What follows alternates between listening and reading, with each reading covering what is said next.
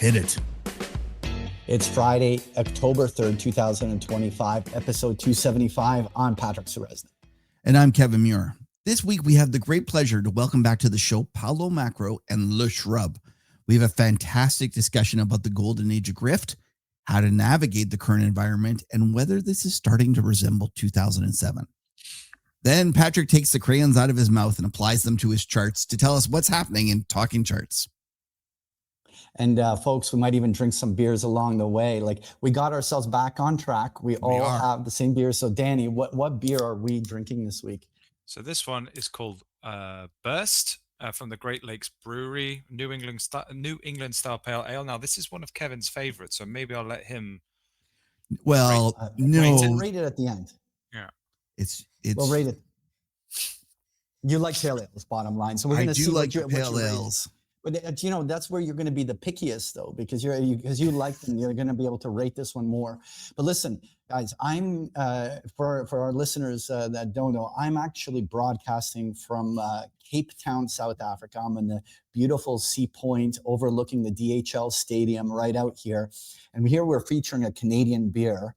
And I just said, like, I can't be out here in South Africa. It's not often that we're going to get a chance to broadcast from down here. So I had to feature a couple of the local things. So in addition to that beer, I'm going to be drinking the Carling Black Label Champions beer.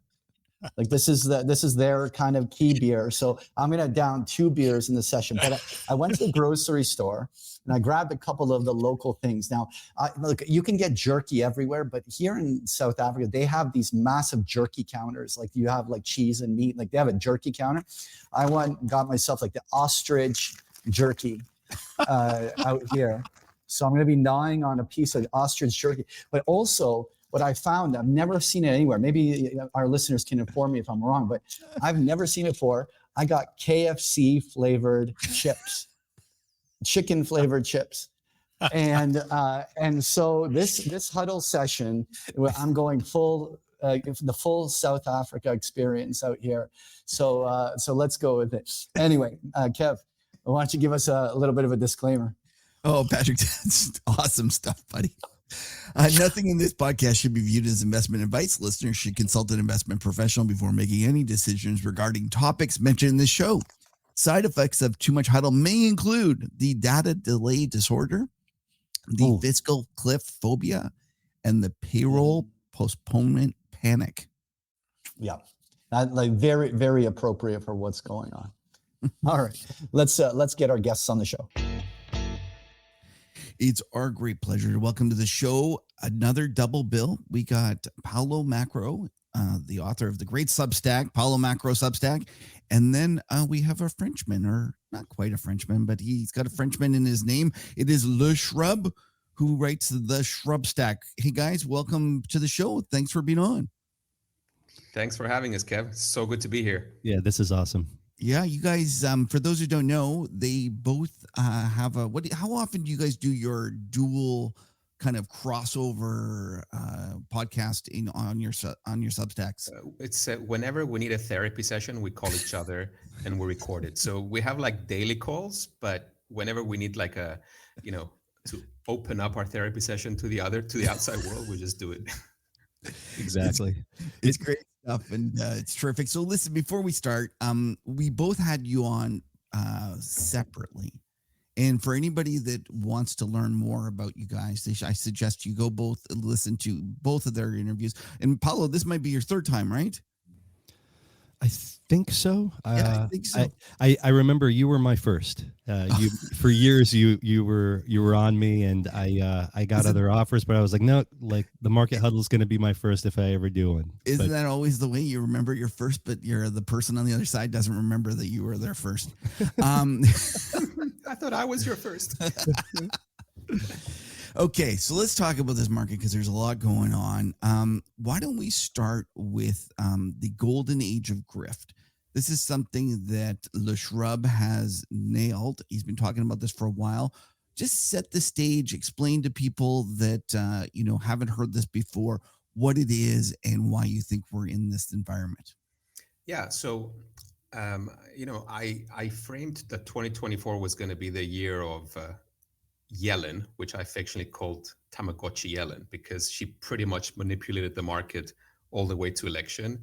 And we gave her thanks because it was a really nice and easy ride, thanks to her. And after the election, I said that 2025 would be the golden age of grift, which we call it affectionately an abbreviation GAG. So why did we call it that? So it's not like we didn't have grift before. The grift was there before. It's just that now it's okay to talk about grift. so we're embracing it. And when I coined the phrase, months later, I had friends that told me, I thought you were exaggerating when you said that, and now I think we were all underestimating it. So I don't even know where to start. Like the Trump coins, the all the crypto treasury vehicles, the return of the SPACs, Chama doing a new SPAC, all the U.S. government deals with the companies. I mean, we have such a long list from the golden age of grift. I mean, even today we have P Diddy is trying to launch an AI platform. So it's so we're really just we're really just going into this max stupid thing, which I think the difference with the reason why it's important though to appreciate the golden age of grift, and that's why I always bring it up when we talk about market top and how this ends. I always say you have to be very careful about being bearish everything during the golden age of grift. So we can joke all we want, like I make a living trading off my memes, right? So if I have a good meme, I have a good trade on. So the golden age of grift, it's a great meme and it's a great trade. Why? Because it keeps me invested in something. So in the golden age of grift, there's one key feature out of it, and the key feature is currency debasement. So once there's currency debasement, it means there's something to be long, unlike in 2008, for example, which was very difficult to find things to be long, except government bonds. In this case, in the golden age of grift, you don't really want to be long bonds. You want to be long stage one. You want to be long the grift. So you want to be long whatever it is they are long, they in quotation marks. And then in stage two, you actually want to benefit from the debasement trade, which is what precious metals have been doing and commodities have been doing. Sorry, precious metals have been doing so far, and commodities might do or keep doing in the future.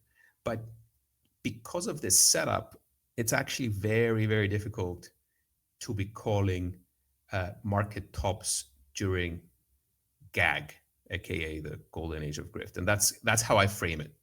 Got it. And so, Paulo, a couple questions for you. First of all, do you feel the same that we can't have a market top during this GAG era? And then second of all, what do you think that the kind of consequences of the golden age of grift is? Like, we all laugh about it and joke about it, but to me, like, I'm seeing deterioration of like SEC enforcement, and the markets are becoming more and more a joke. And yes, it is funny. It is like lightheartedly when we laugh about these things, but ultimately, doesn't this have kind of consequence for the long-term health of our markets? For sure. I can't disagree with anything Shrub says in this, and we see eye to eye, but we kind of I come at this in sort of a more, not ivory tower, but more kind of less memey. I'm not as successful in seeing the humor in all this as because with Shrub, it's always once you realize it's all nonsense, it starts to make sense. But there are real world consequences to this. I kind of back into his gag with the view that we've seen what's happening in history before, not necessarily in the US in a very long time, but in other economies and markets around the world, we have had these periods where debasement is the foundation of what's happening. And in that world, you want to be as close to the money as possible. The, insidious nature of inflation is that it transfers wealth from savers and the middle class to the politically well connected. And if you start with that, then it becomes very clear that if we're living in this debasement world, you certainly don't want to fight, to Shrub's point, in avoiding calling market tops. Imagine for a moment that the administration holds one of those crowd control fire hoses that knocks people off their feet in a riot. You certainly don't want to stand there with your chest out and say, I'm going to, stand up to this, because, you'll get knocked right over. But you want to be as close to that fire hose as possible if you're thirsty, and without getting blown off your feet. So for me, I talk a lot about how I got the message from David Tepper in 2010 wrong, where he said it's win-win. The Fed will print money if things get worse, or the economy gets better. Either way, stocks go up. And a lot of people had trouble hearing that message, myself included, because many of us coming out of the GFC were looking for Great Depression 2.0, Right. classic wall of worry. And, it took many, many years for people to get the joke that we weren't going to get plebeflation, as Shrub and I like to say. We were going to get asset inflation, and that was going to benefit the politically well-connected who own assets, whether it's, those bankers on Wall Street and their associated big asset managers, or more to the point, upper middle class savers who own a lot of stock, the boomers, the people who, lucked out in the 70s and 80s buying housing and equities on the cheap. That's where the money is. And fast forward to today, the game here with GAG is they're telling you, sort of like what David Tepper said in 2010 after Bernanke's Jackson Hole QE2, like they're telling you what they're going to do. And like, you just need to make peace with the view that, like, if Trump wants to do something, he's at least going to try, and he's going to try really hard. So just believe him. And if they give you a list of things that they're going to go after, they're telling you what they want to do. So you just have to get there first. And for smaller players like ourselves versus big money, and I remember you once talked about this, Kevin, on an interview with someone else, I forget who, that if someone, maybe it was Chase actually from Pinecone, who said, if years ago, if you just take a little bit of money out of Mag 7 and trying to squeeze it into resources, for instance, like you can fit the whole oil space in the West into one of these names today, right? And it's the visualization of the elephants through the keyhole phenomenon, where smaller, faster money can get to a place like mining stocks on the critical minerals list, for example, faster than big money will even wake up to what's happening as they sit in their 60-40, which will progressively become more and more challenged, particularly with what Shrub talked about in terms of the bond market over time, devaluing in real terms. So we end up in the same place. I just kind of back into it through the fire hose analogy of do what they're saying and doing, and just stay as close to the money spigot as possible. I call it the upside down. We live in this world, like in Stranger Things, that looks normal, but then when you cross into the like scary gray, like matter floating in the air upside down, it's like it's all vaguely familiar, and it's the world we know, but it's like filled with monsters and insanity and dangers to be avoided.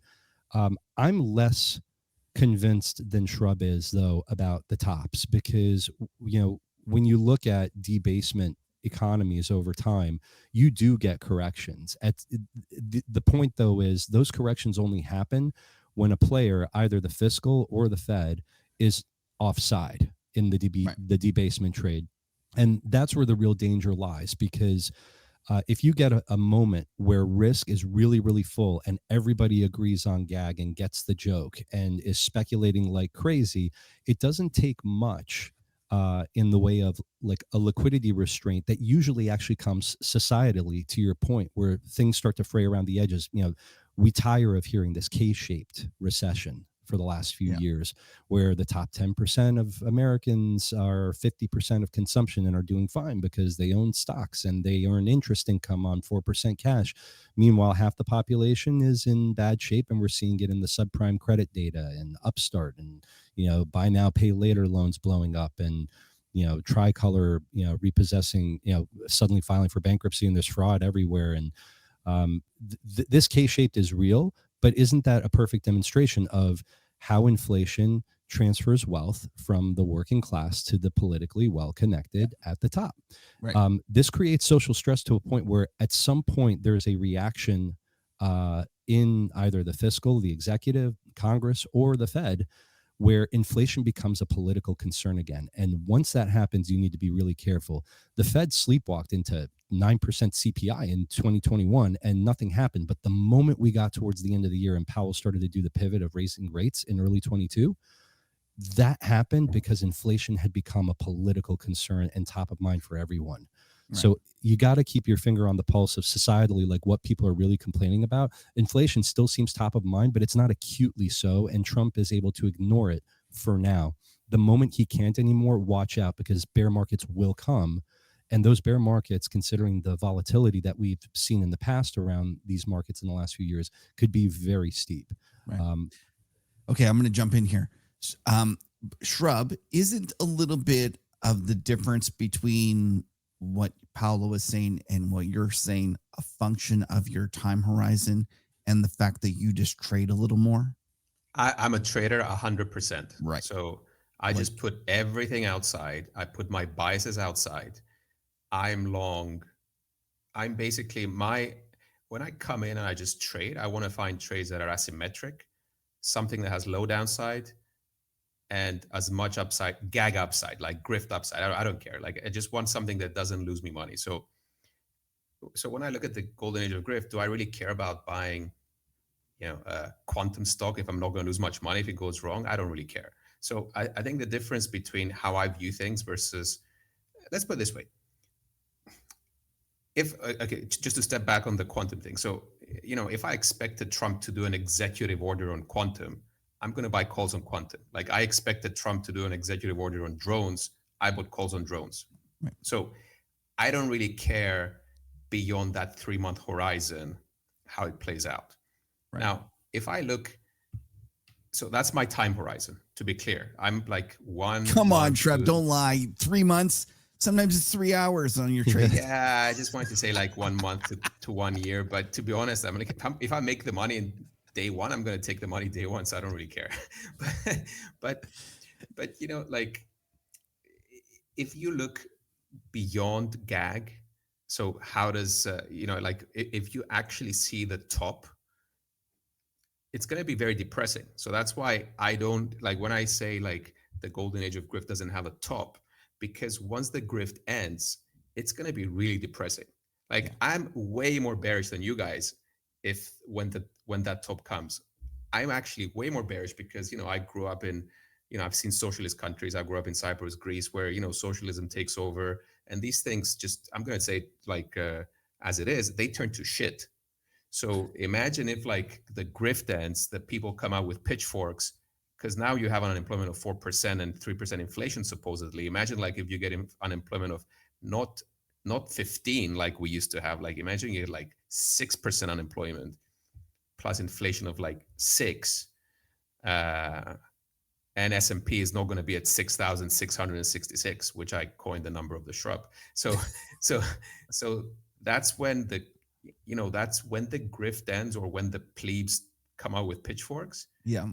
Dude, that's when things turn bad. So right. I don't really care about like a 10% correction. Like, I went through like too many 10% corrections and I can live through them and make money out of them. I don't really care. But when the gag ends, like everything we're talking about, the bear thing, most people listening to this, they don't understand how bad it could be. But I'm a trader. I try to just trade it as it comes right now. And to be honest, and just going to step back 1 second, Kev, because this is an important point. I think the important point about surviving as a boomer, which I am in the golden age of grift, is to just realize that you can belong something that works without it being a Ponzi or a nonsense trade. So for example, the NASDAQ is up 20% this year. Well, Brazil is up 40%. You could have been long Brazil, which we were with Paulo for the last year. That's been a great trade. Or instead of Bitcoin, which is up 20%, you could have been long platinum, which is up 60%. So you would have made more money this year, actually 2 times more money, by just doing simple boomer trades, by understanding that there is a debasement trade going on, or that there's like, or just by worrying about your money, because once you see recklessness around you, you have to do something about it. And in 2008, people were crowding into bonds government bonds as a safety trade. And we know that now that's not a safe trade. So Right. you have to hide somewhere else. So my point is, there's a lot of ways to skin the cat during the golden age of grift. And Yeah. those ways can be low downside, sensible ways instead of going like up the risk spectrum and embracing like every nonsense crypto coin or Ponzi company that has no earnings or trades at like 100 times sales. So And that's the thing I've learned about your watching you and talking to you about your style. I realize that you say there's no top, but I fully know that you're only kind of saying that, with a little bit of a smirk, and you're saying that right now we're in an environment where there's no top, we're headed this way, the way that, to position is this way, but eventually it will turn, and at that point you have to change your attitude. What I worry about though when people are listening to that is they're going to continue to buy every dip.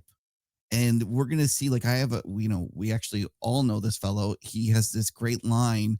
He says, I watched a lot of guys go broke in the dot-com bubble shorting it. And then I watched a lot of more guys go broke in the dot-com bust buying it.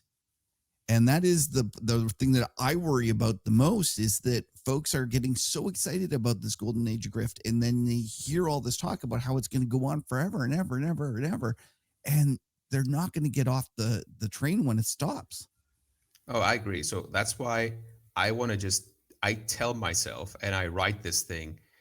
I write in a funny way as a therapy session as well, just to keep myself sane. That's how I started writing. But I also tell myself, look, I'm a trader. So I'm going to write things as they're working. But when they stop working, you got to be out of things. Right. Because the important thing is you cannot have a bias in the golden age of grift. You cannot tell me about valuation. You cannot tell me about politics. And you cannot tell me about anything else except like just having some sensible risk management as a trader. Like just have some sensible risk management tools. So for example, if things go up a lot, I trim some. If things are too stretched, I buy some puts. I mean, I just have to make a survival plan. But you also cannot believe anything about your investments. That's a key feature. Because once you start believing some of your investments, like you believe their quantum stock that you bought or the drone stock that you bought at 100 times sales, that's when you actually get screwed. I'm not kidding. Like that's really when you get screwed. Because I had so many friends that end up with like sizable amounts in a stock that went up 10 times that ends up being a fraud, and they just write it all the way back down. I mean, how many of those do we know from 2021, right? Right. But let me tell you like a war story on that part, which is very important. So that I worked with one of the guys from The Big Short, who's actually like, I consider him to be a genius and a great person. So we knew people doing this short subprime trade from 2004, and those people were bust by 2006. So they didn't even make it. And shorting subprime was actually a low risk way because you're shorting credit, so you can't really just blow up. Right. But they were doing it from 2004 to 2006, and they blew up without actually experiencing, without actually having the gains. And then is the funniest one. So Michael Burry, which people, they worship him, he actually got lucky, right? Because Michael Burry would have blown up before the subprime thing blew. Like he just got lucky on the timing, just holding up. My ex-boss was smart enough to actually generate yield in other ways that kept him in the trade. Right. That's the key part. I keep saying this thing, but people still don't get it. Like you need to generate income elsewhere to keep you in your hedge or your short. Otherwise, you're screwed. So then the other part, this is the funniest one for me. So the funniest part was when in 2008, one of the guys who were short subprime with us made a fortune, and then he went long subprime. And then Lehman happened, and he blew up. Like he literally had the best. Dude, I'm sorry, I can sympathize, but I mean, you should laugh because the guy had like the best trade in the world, made a fortune, and then just pissed it all away being long in like the space of 6 months. Yeah. So okay, I didn't realize that trade was known in the community for that long ahead of time. Oh yeah, the smart guys, the smart money started doing it in 2004. You got to do the quotes while you do the smart money. Smart money, like yeah, because the smart money started doing it in 2004. So fast forward to today, I wrote this piece called RMBS 2008 was RMBS. 2025 is AIBS, artificial intelligence backed securities, Right. or AI is BS. Okay. So you can Okay, make we're a gonna ton get of to that. we're Yeah. gonna get to private credit. So I'm gonna wait, but before we do, I'm gonna go back to Paulo just quickly here, because one of the things that I think that is so interesting about this current environment is how different it is, in that we saw a situation in Liberation Day where we had not only stocks selling off, but we also had bonds selling off and the US dollar selling off. And this is something that hasn't happened in decades. It is a very strange relationship. Usually you get bonds going up or the US dollar going up. We had all three going, down at the same time. And one of the things that I consider myself very fortunate is to be in this group with Paulo. And there's some other Brazilians in there, or maybe not Brazilians, but Latin American specialists. And I consider myself fortunate because I get to hear all the stories of things that they've experienced throughout the years. And by the way, I just actually love the Brazilians, because if you look at from a macro perspective, they were the ones who completely got the inflation trade of the 2002, and because they'd all seen it before. And so bringing this back, Paulo, I'd love it for you to just talk about how your experience in Latin America and has helped you navigate the environment that we are currently in and continue to be in. Sure. There's this meme of Biff Tannen in Back to the Future 2, where he's like the old man in the future, and he sees the same scene playing out in front of him, and he goes like, there's something oddly familiar about all this. And every Brazilian or South African or Turk right now knows this feeling, because we've lived in sort of, the bond market is the one that takes the keys away. The currency is usually the release valve for fiscal irresponsibility. And the political economies of a country like Brazil are set up to fail because the government cannot continue with a professional political class that needs to be reelected on a short-term cycle. You have to promise people goodies, but you have to find a way to pay for it, and you can't. So you live outside of your means, and because these countries have a long history of defaulting on their obligations, whether it's their bonds or they're doing it gradually through the currency, especially if they're funded by foreigners, if that sounds familiar, which Brazil was intensely so until the last 10, 15 years. You see this debasement phenomenon up close, and you see the pattern. And when we went whole hog in the U.S. on the fiscal in 2021, 22, that was the moment for me where I realized there is no going back to pre-COVID. There is no normalization here, and that COVID actually triggered a narrative shift for what's going to feel like forever in the political economy of the U.S., less so Europe, but particularly here in the U.S., to abuse the good graces of foreign funders of our living outside of our means, which we've been doing very, very gradually on the margin for several decades, and hiding that with our reserve currency status. But now that we've, like Spinal Tap, are taking it to 11. It's a very familiar feeling for Brazilians, and I've spent part of my career. I'm Brazilian by background, so I've been there a lot. I have family there, but I've also spent part of my career working in those markets, where when you get risk off in a reserve currency or a developed market like the U.S., you have the Bridgewater all-weather stocks up, bonds down, and vice versa. 60-40 works in a straight line for 30 or 40 years. Flip to risk on, risk off, where all asset classes go up and down together.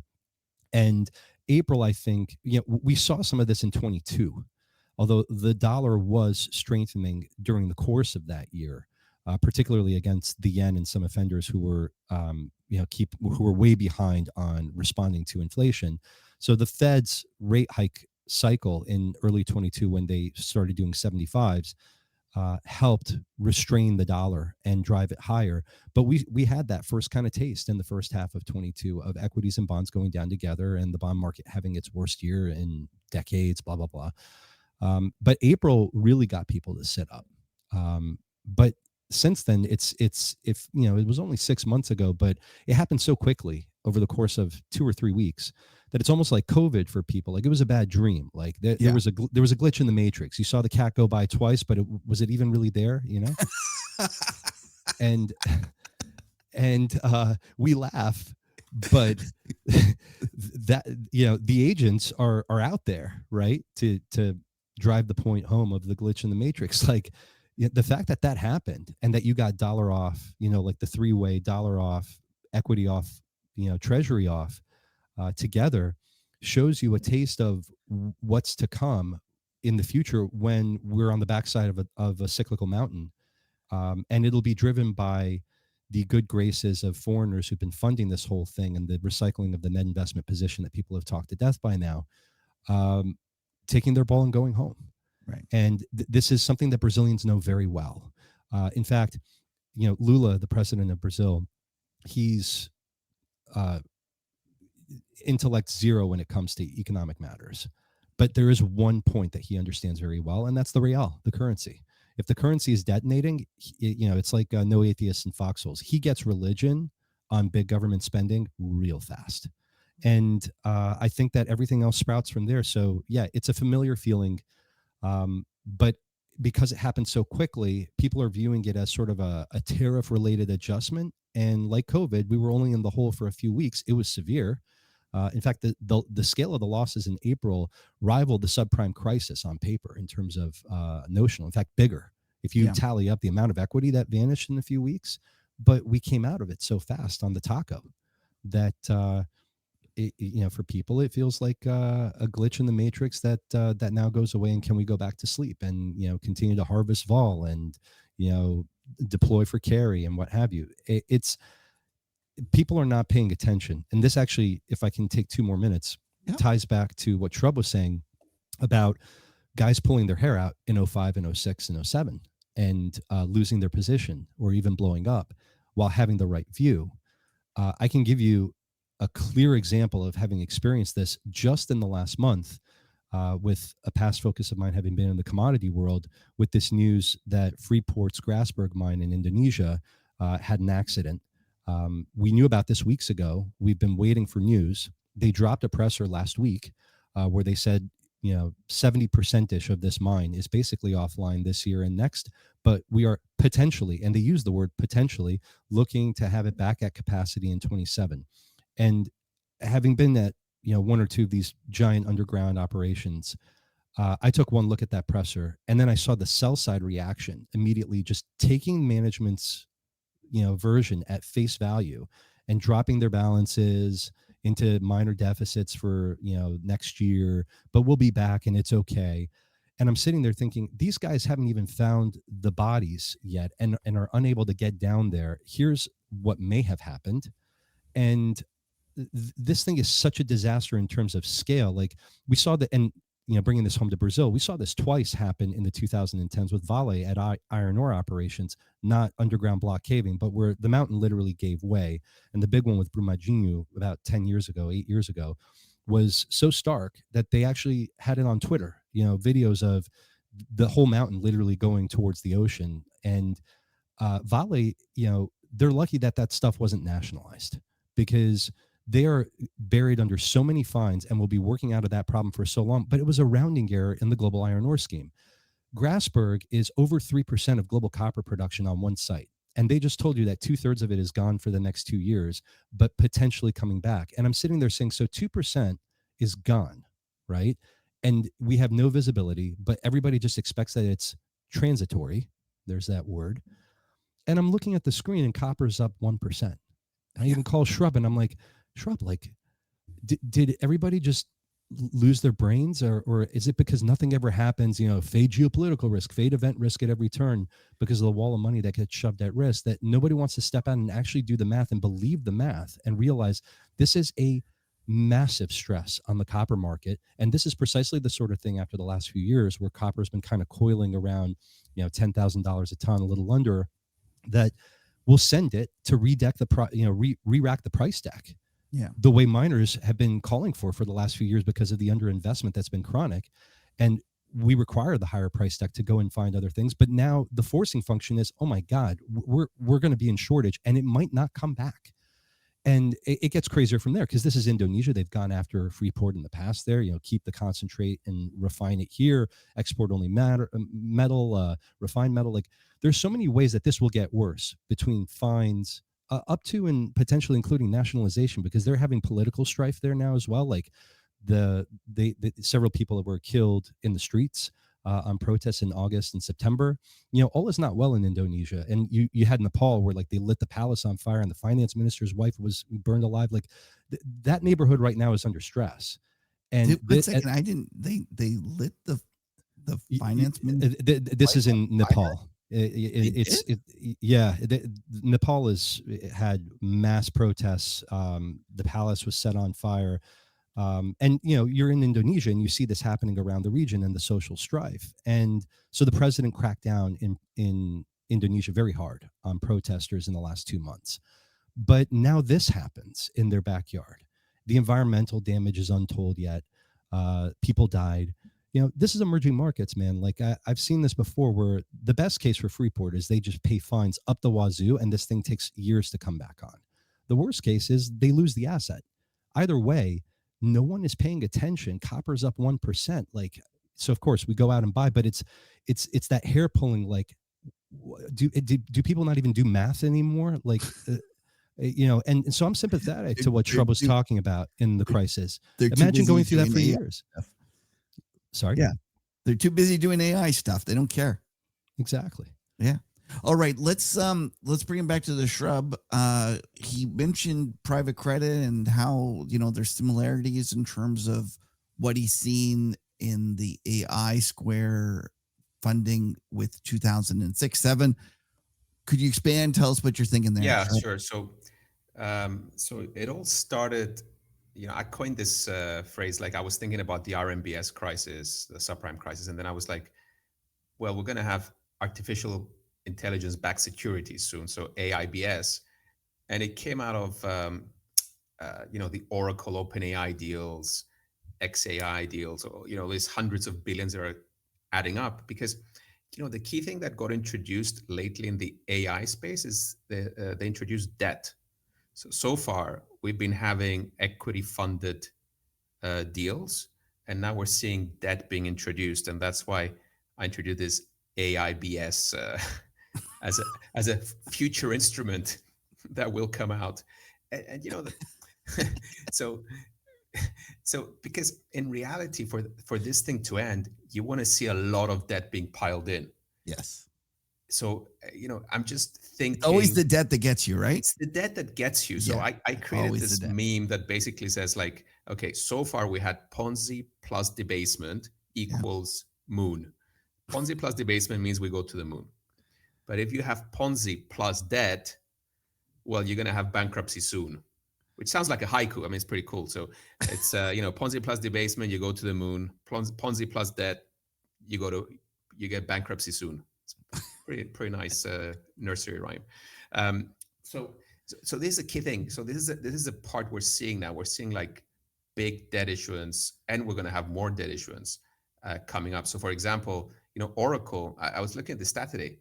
So Oracle, it's the first time they're cash flow negative since the 90s, which is a crazy stat. So I think there was like a one-off adjustment of something, but it just shows you that these hyperscalers are just burning. They're using their cash flow, whereas before there were cash flow machines, now they're using their cash flow for the capex, and plus there's borrowing going on. So for example, think about it this way. So XAI is borrowing at 12.5% now. So they're issuing at 12.5% to borrow. So that means we're starting already with this AIBS, and I think we're going to get a lot more issuance coming up. And this is the key part to be tracking. But what I want to highlight is how we recently saw cracks in areas outside of AI, because I was tracking AIBS, but instead of what we're getting cracks in is areas that are that are consumer sensitive. So we're getting the cracks now in areas that affect the more vulnerable parts of the economy. So Yep. subprime autos and consumer lending. And I'll just list a couple of them. So, Tricolor, which is a subprime auto lender and used car retailer. So they filed straight for Chapter 7, which is like liquidation. They just skipped Chapter 11. They went to Chapter 7. The key part was that there was fraud allegations there. So apparently it was like the collateral was crap. Like these guys were buying and selling cars without third-party estimates. So this is, but there's only like 2 billion worth of asset-backed securities, and they're traded down as low as 20 cents on the dollar. So let's just say that one was a fraud. Then we got First Brands, which is an auto parts supplier. So that's about 10 billion. So they went to Chapter 11 a few days later, and their first lien bonds are now trading at 35 cents on the dollar, and the second lien are 6 cents on the dollar. So that's another 10 billion that just came out of nowhere. Then you got CarMax, which is a used car retailer. So their sales dropped, and their credit losses also jumped by 30%. And then you get like smaller players like Upstart, their securitization data came out, and their delinquencies jumped to like 11% of the total. So my point is, you're starting to get like this early warning signals, but those early warning signals have nothing to do with AI. They have to do with the vulnerable parts of the consumer. So the more the subprime things. And now I link it back to the 2007 crisis, because everyone tells me, okay, First Brand is tiny, Tricolor was a fraud. And I'm like, yeah, sure. I mean, that's why I'm still long, because I know this is like just a warning sign. I'm not short, but I'm worried. You know what I mean? Like I'm long and concerned. Like, okay, here's the difference between a long and a concerned long. Like a long is just oblivious and just buys and holds and things that, we could just, hold hands and sing Kumbaya until we go to the moon. A concerned long or a sensible trader is actually going to track for the warning signs, such as these ones, and keep an eye out if the domino escalates into something else. That's why, when you're invested, you actually have to be worried about these things. So, I bring the example of the subprime. So the first thing that came up was New Century, which was a subprime lending REIT, which filed for Chapter 11 back in like April 2007. And back then, I remember very well, people were saying, no, it's just a small domino. And then the Bear Stearns hedge funds came out in June 2007. Then Northern Rock came in September 2007. So while all these things were happening, guess what was happening to the market? It's going straight up. Straight up, all-time high by October 2007, which actually proves the point about, back then it was grifty as well, if you remember. So you had all these things lining up. You had the warning signs. We were short subprime, by the way, like to the wazoo, but we were also long some things. And that's when we started getting worried. It's like, oh crap, this is going to propagate to other parts of the economy. So my point is, fast forward to today, you have to track these things. You have to just keep an eye out of all the cracks, because that small little thing can lead to a domino, and it can lead to something bigger. And my thinking is, this is where I'm trying to frame it, is that the AI debt issuance could end up being so big that it could crowd out, or it could have an impact maybe 1 or 2 years down the line. That's when it could become real. Once you lend out $1 trillion worth of debt for data centers that are worth 50 cents on the dollar, that's when you have a real crisis, like US shale type crisis. You know what I mean? Because it's not just reminiscent of the housing crisis, it's reminiscent of the shale crisis, of the US shale cycle, which was debt fueled, overinvestment, and then it cracked. If I can jump in there, Shrub and I talked a lot about this offline in the last couple of weeks, as we kind of sat up and realized that the financial resources behind data center and AI are only very recently really being mobilized on the credit side in the last, call it 6 months, but really just in the last month since the Oracle move, with the insanity of booking Stargate as quasi revenue. And, you know, he's what we wrestle with is it '04 where we have to go and do a few $100 billion of this before the money doesn't come back on the data center, and then the losses eat up into the investment grade BlackRock or Vanguard bond fund that is 5% allocated in 2027 to senior, you know, secured data center debt, and then you realize, wow, like those bonds were supposed to be AA or AAA rated and or investment grade, and the principal didn't mature 100 cents on the dollar, and there's like a holy, you know, cow moment, but it's 2 to 3 years down the line, like, so that feels very 2004-y. But then we're seeing the, you know, to his point, the 2007 new, you know, HSBC discloses a huge loss in February, followed by New Century, the Bear Stearns funds, and on and on and on. Northern Rock, you know, we were still within 5% of all-time highs after after the bounce back post Bear Stearns in '08, right? So this could take a very long time to sort of mature in full. But I question now with Shrub, like maybe it's both, like 2004 and 2007, because this K-shaped is everything. And the data center kind of mobilization of financial resources and the credit injection into this now to fund it all is coming out of the top 10% who own stocks and have their mutual funds, you know, the boomers, et cetera, where the money is. But the bottom of the K, right, the pyramid, you know, base, we know is not only showing cracks, but it's worsening. And a big one that I'll inject here that really concerns me is, again, you know, no one is paying attention. I don't think people are paying enough attention to what's happening with student loans. And the fact that we kind of slow rolled over the last 5 years this forgiveness, and people just stopped paying their student loans. And 2 years ago, they started to taper out of that. But what's changed just in the last 6 weeks, and from my understanding, I don't know how the shutdown actually affects this. So I'm trying to get to the bottom of this in real time now while we're doing this. But the wage garnishment of delinquent student loans has commenced across the board in September. And I believe October 1 is the first month, the first pay cycle for people where they will see on their pay stub FICA, Social Security, right, Medicare tax, and wage garnishment if they've been delinquent. And many of these people haven't paid their loans in so many years because of the forbearance during COVID that they don't even remember they owe money. And this is something that we know very well in emerging markets as well. If someone goes delinquent and you don't cure them within 3 to 4 months, they're never paying the loan back. The you know, trying to get the money back is like 98% unpaid over time. And what's scary is how big the numbers are. So we're right back there in terms of like no one's paying attention. Just give you a few numbers. There are 45 million-ish student loans, federal student loans in America today. In 2020, in February, when right before COVID really hit, the delinquency rate on this stuff was already just north of 10%. Okay, like 90 days past due. My data is a couple of months stale, but the delinquency rates for the entire pool of federal student loan borrowers today, 90 days or more past due, is north of 30% on 45 million loans. Okay, 15 million loans are just delinquent. What's crazy is you can actually look at this data by age group.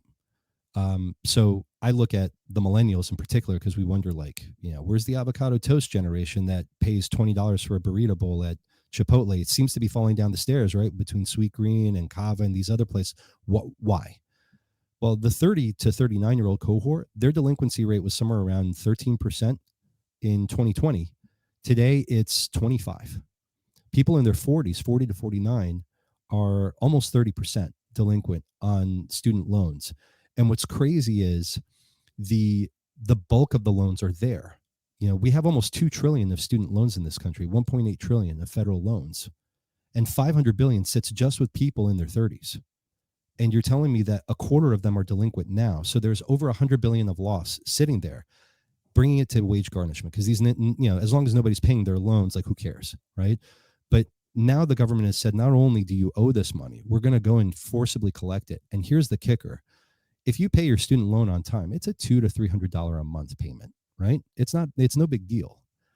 Now, if you look at the people in their 30s, their average income is like 65, 70 grand a year. wage garnishment by law, they can go as much as 15% of your income. So if you do the math on $70,000, $65,000 in annual salary, and you take 15% of that, call it 10 grand, and divide by 12, you're now going from being on time, if you had continued to pay at $200 to $300 a month, to having $800 a month garnished out of your paycheck, and it comes right out of the top. The government calls up your employer and just takes the money like withholding before you even get in the bank. And this shock is hitting now, right now, like not in 6 months. Maybe they'll get around to it. They just started doing this en masse a few weeks ago, and no one is paying attention. That the bottom of the pyramid and the middle, because people with student loans actually tend to have somewhat higher income than blue collar, right? So the cracks are not just showing, per Shrub's point, they are spreading. And the data that you're going to see in the next few months on the consumer side is all but guaranteed to get worse if you follow this stuff. It's actually kind of shocking because, you know, you talk to people in the markets and they're all convinced everything's great. This is the best economy. Trump told us so. And stock markets are going to the moon. And then when you start digging into the economy and looking at it, you're like, this isn't so good. Like, this is just not squaring. And I get it that the economy is not the market, but this is such a, you know, the K has become so K-like. Yeah. I mean, yeah. So look, I think the funniest part about this market is that people are doing zero work, even for big things.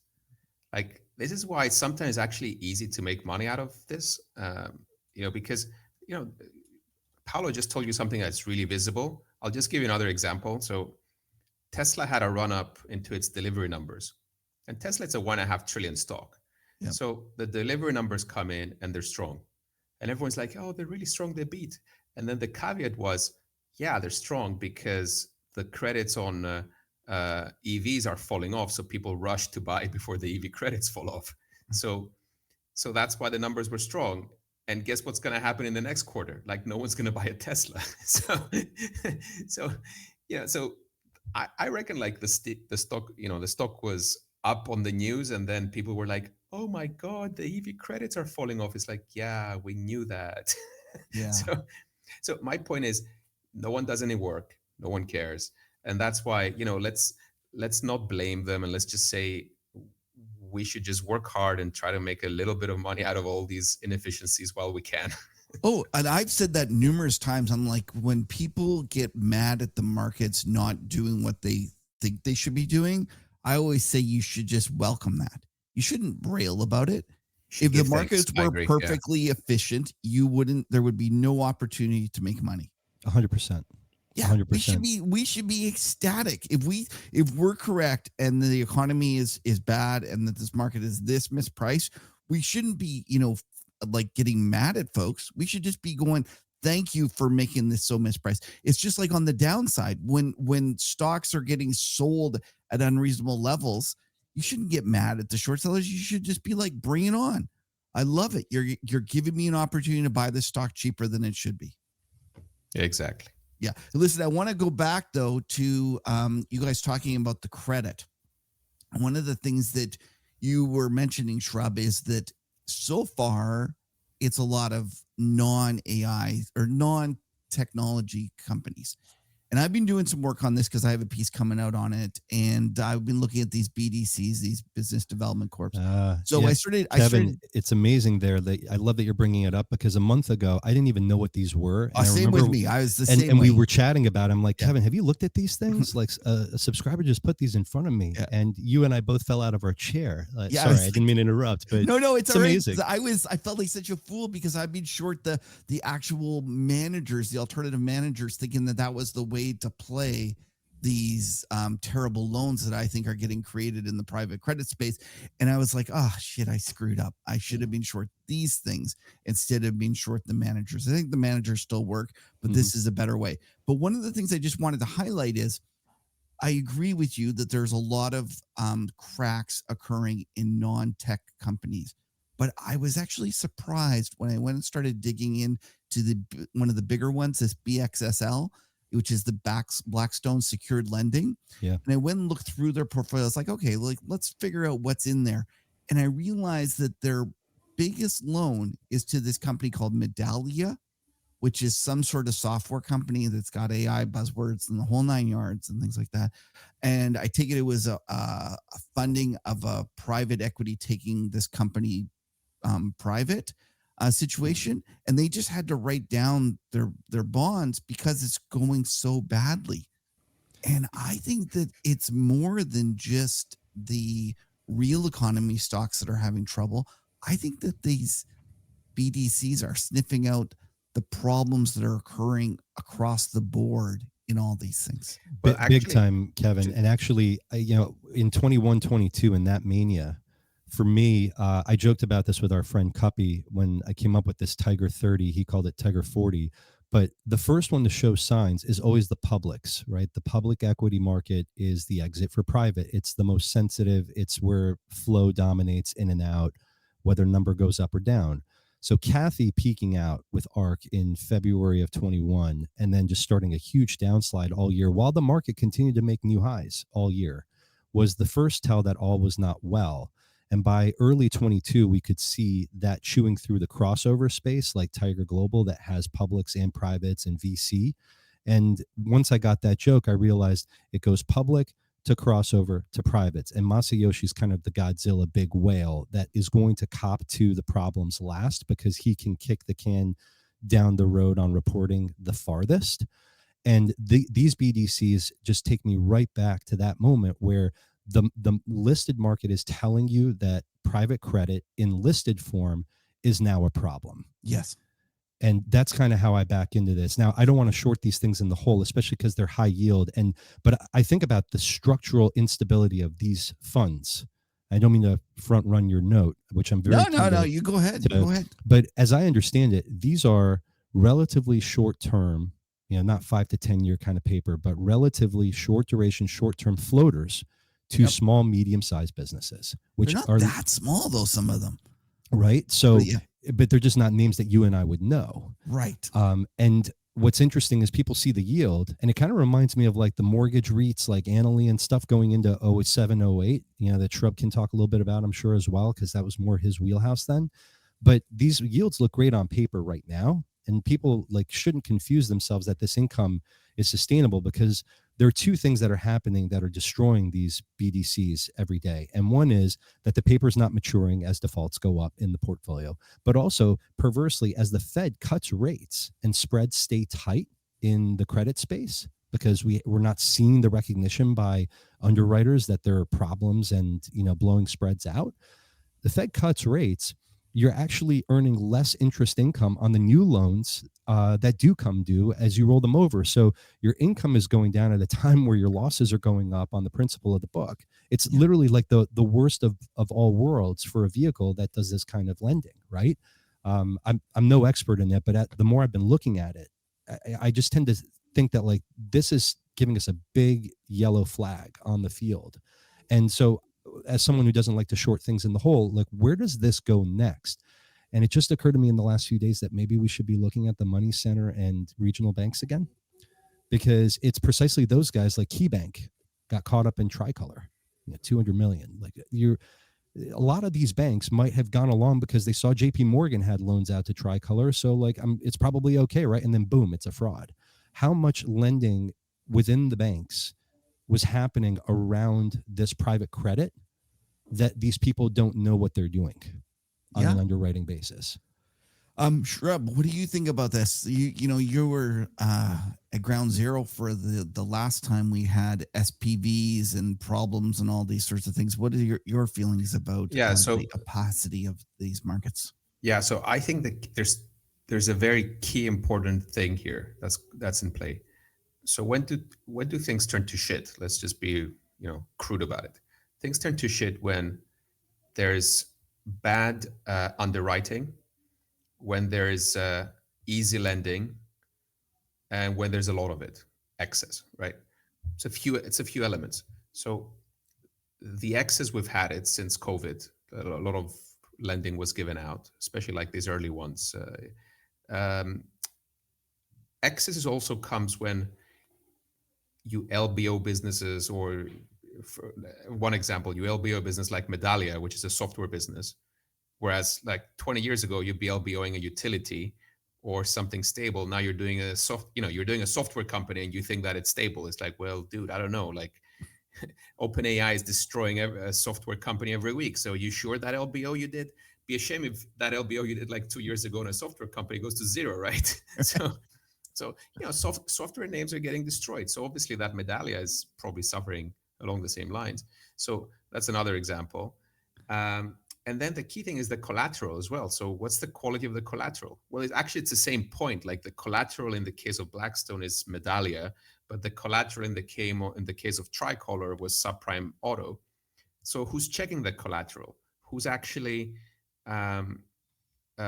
rating it? So 2007, the problem with that was that the rating agencies completely mispriced and misrepresented the value of that collateral, right? That was a key part. And every investor felt like really comfortable with it because, S&P told me that this is a AAA subprime mortgage, which is kind of like a stupid comment by itself. How can a subprime thing be AAA, right? So fast forward to today, you kind of have the same thing. Like this Tricolor thing was a fraud. And you had like smart money in this thing. Did anyone check the bloody the bloody assets? No one did.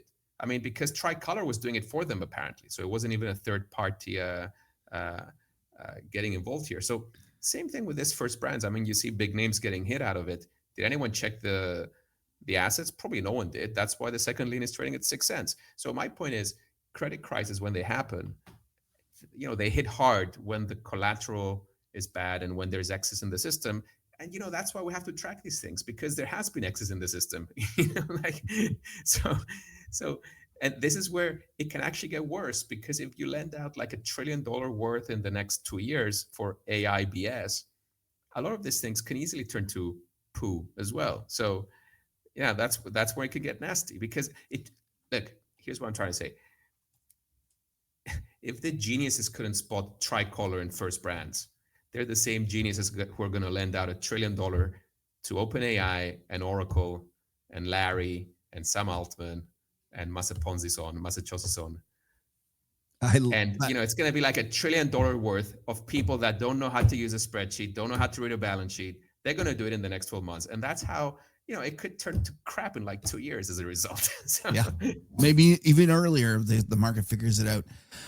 That is like just a great line, Shrub. I completely agree with you. If they can't see the other ones, why are we so convinced they're going to be right on this one? We're nearing towards the end. I'm going to ask you both, what question should I have asked you that I didn't? And also, what do you think is the best opportunities? What are you focusing on in terms of trade ideas for the next little while? We'll start with you, Paulo.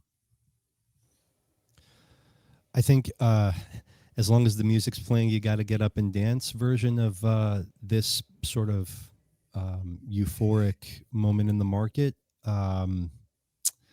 Probably top ticking it by even mentioning it, but I think the small cap mining space is still just so depressed relative to the equity markets globally.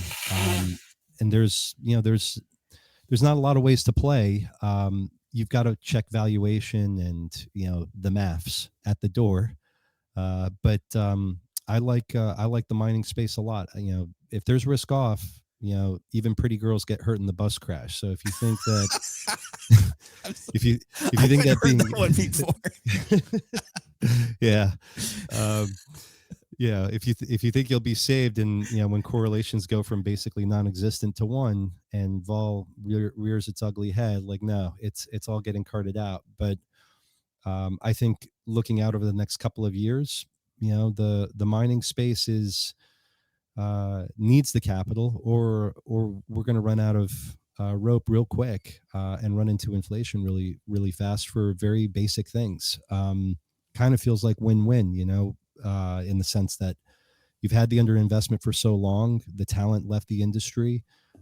What's left are going to take a long time to redeploy capital, find assets, build mines.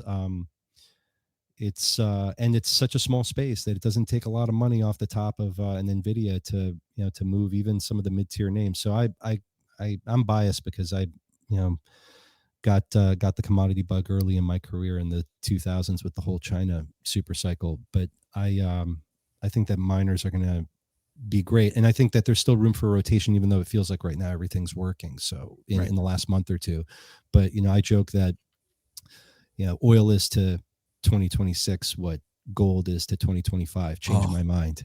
I love that line. I'm going to write that up because I completely agree with you that is the environment we're in right now.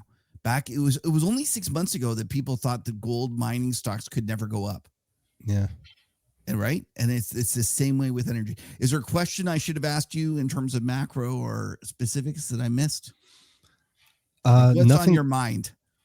Nothing critical. Honestly, I'm just acutely concerned for risk here, and unapologetically so. I know that we just drift higher every day and the market's asleep, but I think especially now that we're out of the sell Rosh Hashanah, buy Yom Kippur to the day.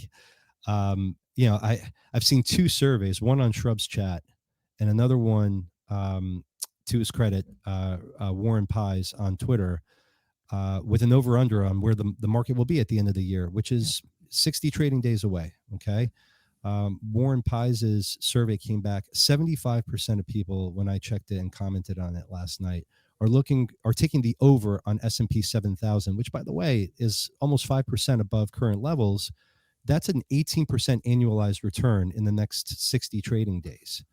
And 75% of respondents are taking the over on that. Yeah. Like, so the bogey is 18% up annualized for the next 3 months. Yeah. And it's 3-1 on the over.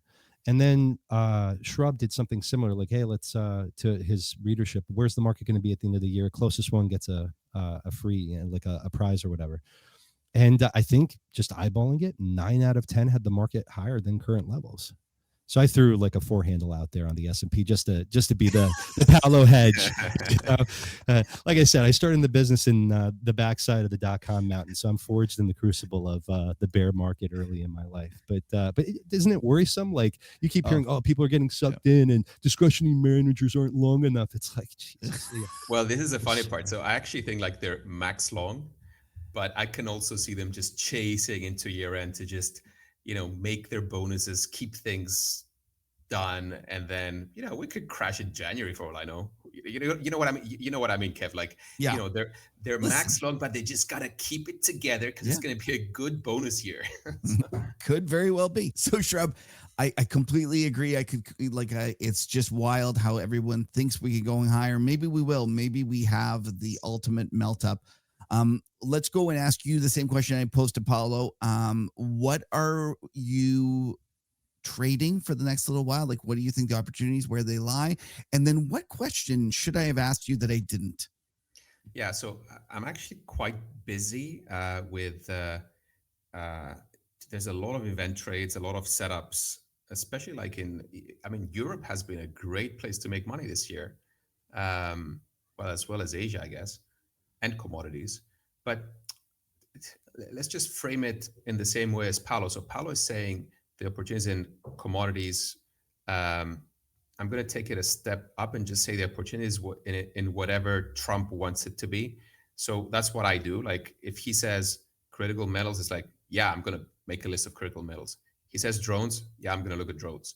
So that's what makes this market really exciting for me, because there's a lot of rotation in all these things. And then you add on top of it, the Europeans have to rebalance themselves as well, and that gives other opportunities. Like, this year, European defense, European space, like serious money coming in from the Germans in a very small keyhole. Like, they have $1 trillion euro worth of fiscal coming in from a small hole. So that's been a rocket launcher for certain stocks. And then in the US, you have the same thing. Like, just specifically on the commodity side, it's a very small hole. Like, if you want to boost critical metal supply in the US, it's a very small hole to put the money to work, but it takes a long time to actually get it to work. So, that gives for interesting opportunities. So I think it's a very interesting event-driven market right now. I'm avoiding most AI things anyway. You know, like I think Nvidia is a sell here, but what do I know? Um, so I think it's just a great market to trade. We're still having some long exposure. So to your question, what's the one question to have asked is probably around the dollar, um, and that opens up a whole new area for next year. So I keep seeing about the dollar. People say all the contrarians want to be contrarian, say long the dollar, whereas um, you know I kind of think I've been bearish the dollar for a year, and I just want to keep it that way by actually saying I want to be bearish, not just the dollar, but also the sterling, maybe not the euro. Um, because in the golden age of grift, you can't be bullish fiat currencies.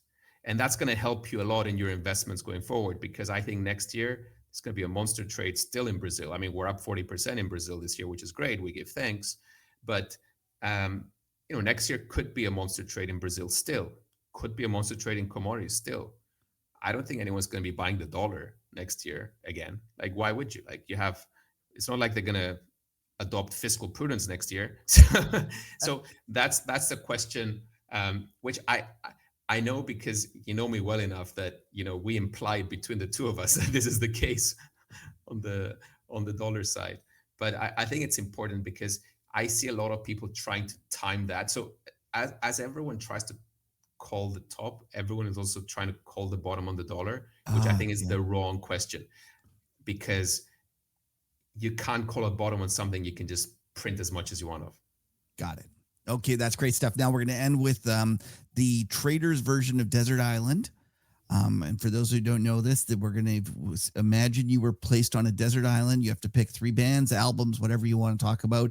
And then also some trader, a trader throughout. You can pick anyone throughout history. You could pick Jesse Livermore when he was 20 years old, or you could pick, whoever you want today. It doesn't matter. Anyone who you can imagine. The only rule is you can't pick someone that's already been picked. Paulo, we'll start with you. What are your 3 bands or albums? It's a good one. I kind of came of age in the 90s, so I'm a little biased. Being on a desert island, I'm sure I'd be kind of waxing a little nostalgic. So I'm going to go with, I also was a violinist, as you know, we've talked about before. So I'm going to go with Dave Matthews Band. I know it's a little hokey, but you tuck a violin in a jam band, and but I mean like early Dave, like Under the Table and Dreaming, Crash. I'll take him. It's 70s all over again. It feels familiar to me, stagflation. So I'll take Pink Floyd, The Wall. Okay. And then if I had to bring a third, I'll bring the king of pop, man, Michael. And Thriller and Dangerous. My God, you can't help but start to feel better when that beat kicks in. So those would be mine. And then for a trader, you mentioned Livermore. I was going to say Livermore, so I won't pick Livermore. I would have gone with Druck, but that's been picked as well. He's my hero. Just strong convictions, loosely held. So you can actually, Paulo, I didn't mean to say that. Nobody's picked him. So you pick him. If he's your guy, you pick him. I would pick Livermore for the stories. Plus, he was a ladies' man. I would just love to be on an island with him and hear about what it was like. You just have to be careful. You got to keep the shotgun away from him. Yeah, that's the thing, man. It ends too badly for me. I'll tell you what. My other hero besides Druck, who I can't pick, would have to be Paul Jones, PTJ. Okay, that's a good one. I mean, everybody's seen the Trader documentary. They know he's high energy. He, real love of the game, right? Like this guy would do it even if money wasn't involved, just to solve the puzzle and win points. But like what a gentleman he's turned into over the years as well in terms of being a statesman. My favorite story of him is one that most people don't know, where some PM from a hedge fund came up to him after an event and said, I've had a killer year. I put up these numbers. Paul, I'm coming for you. And Paul, without missing a beat, turns to him supposedly and says, don't forget to give back. And I thought I wouldn't have thought to say that, you know what I mean? Yeah. But that's where the guy's mind is. So, a guy like that, who's, one of the ultimate pros, 90% of the game is the risk management. and then to like have your heart in the right place to think something like that and say it in the moment.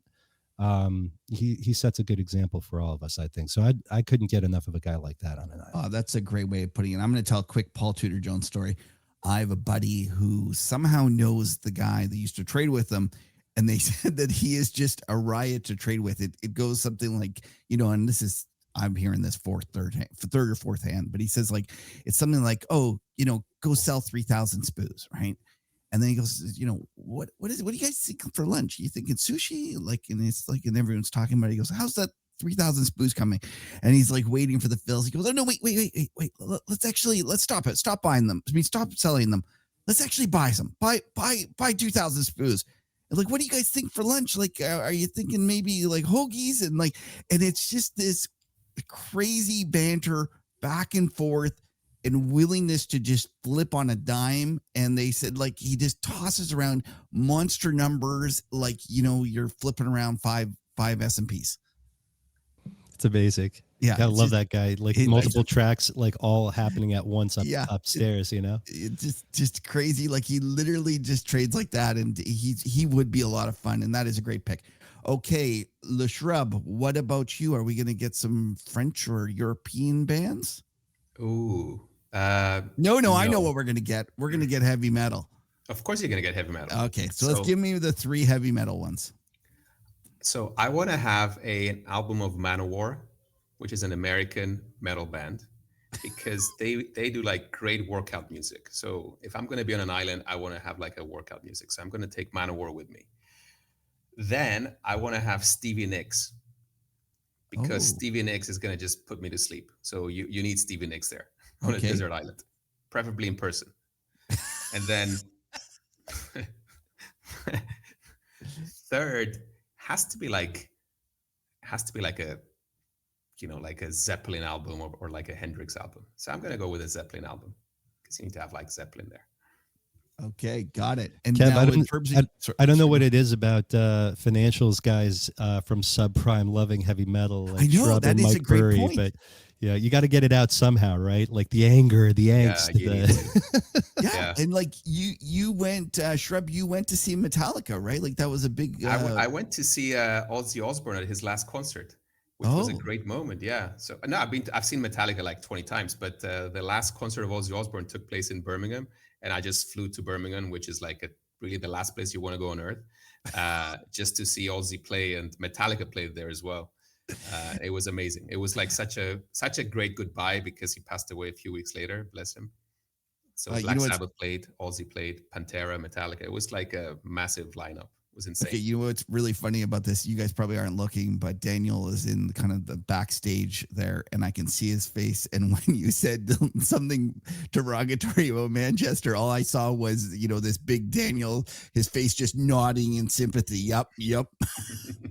Is it really that bad? I can't figure it's that bad. Dude, Birmingham is a terrible place. Just don't go there. Terrible place. Okay, who's your trader? I'm going to take Peter Lynch, because One Up on Wall Street was the book that got me inspired as a kid in Cyprus that had nothing to do with the stock market. That's the book I read, got inspired about trading.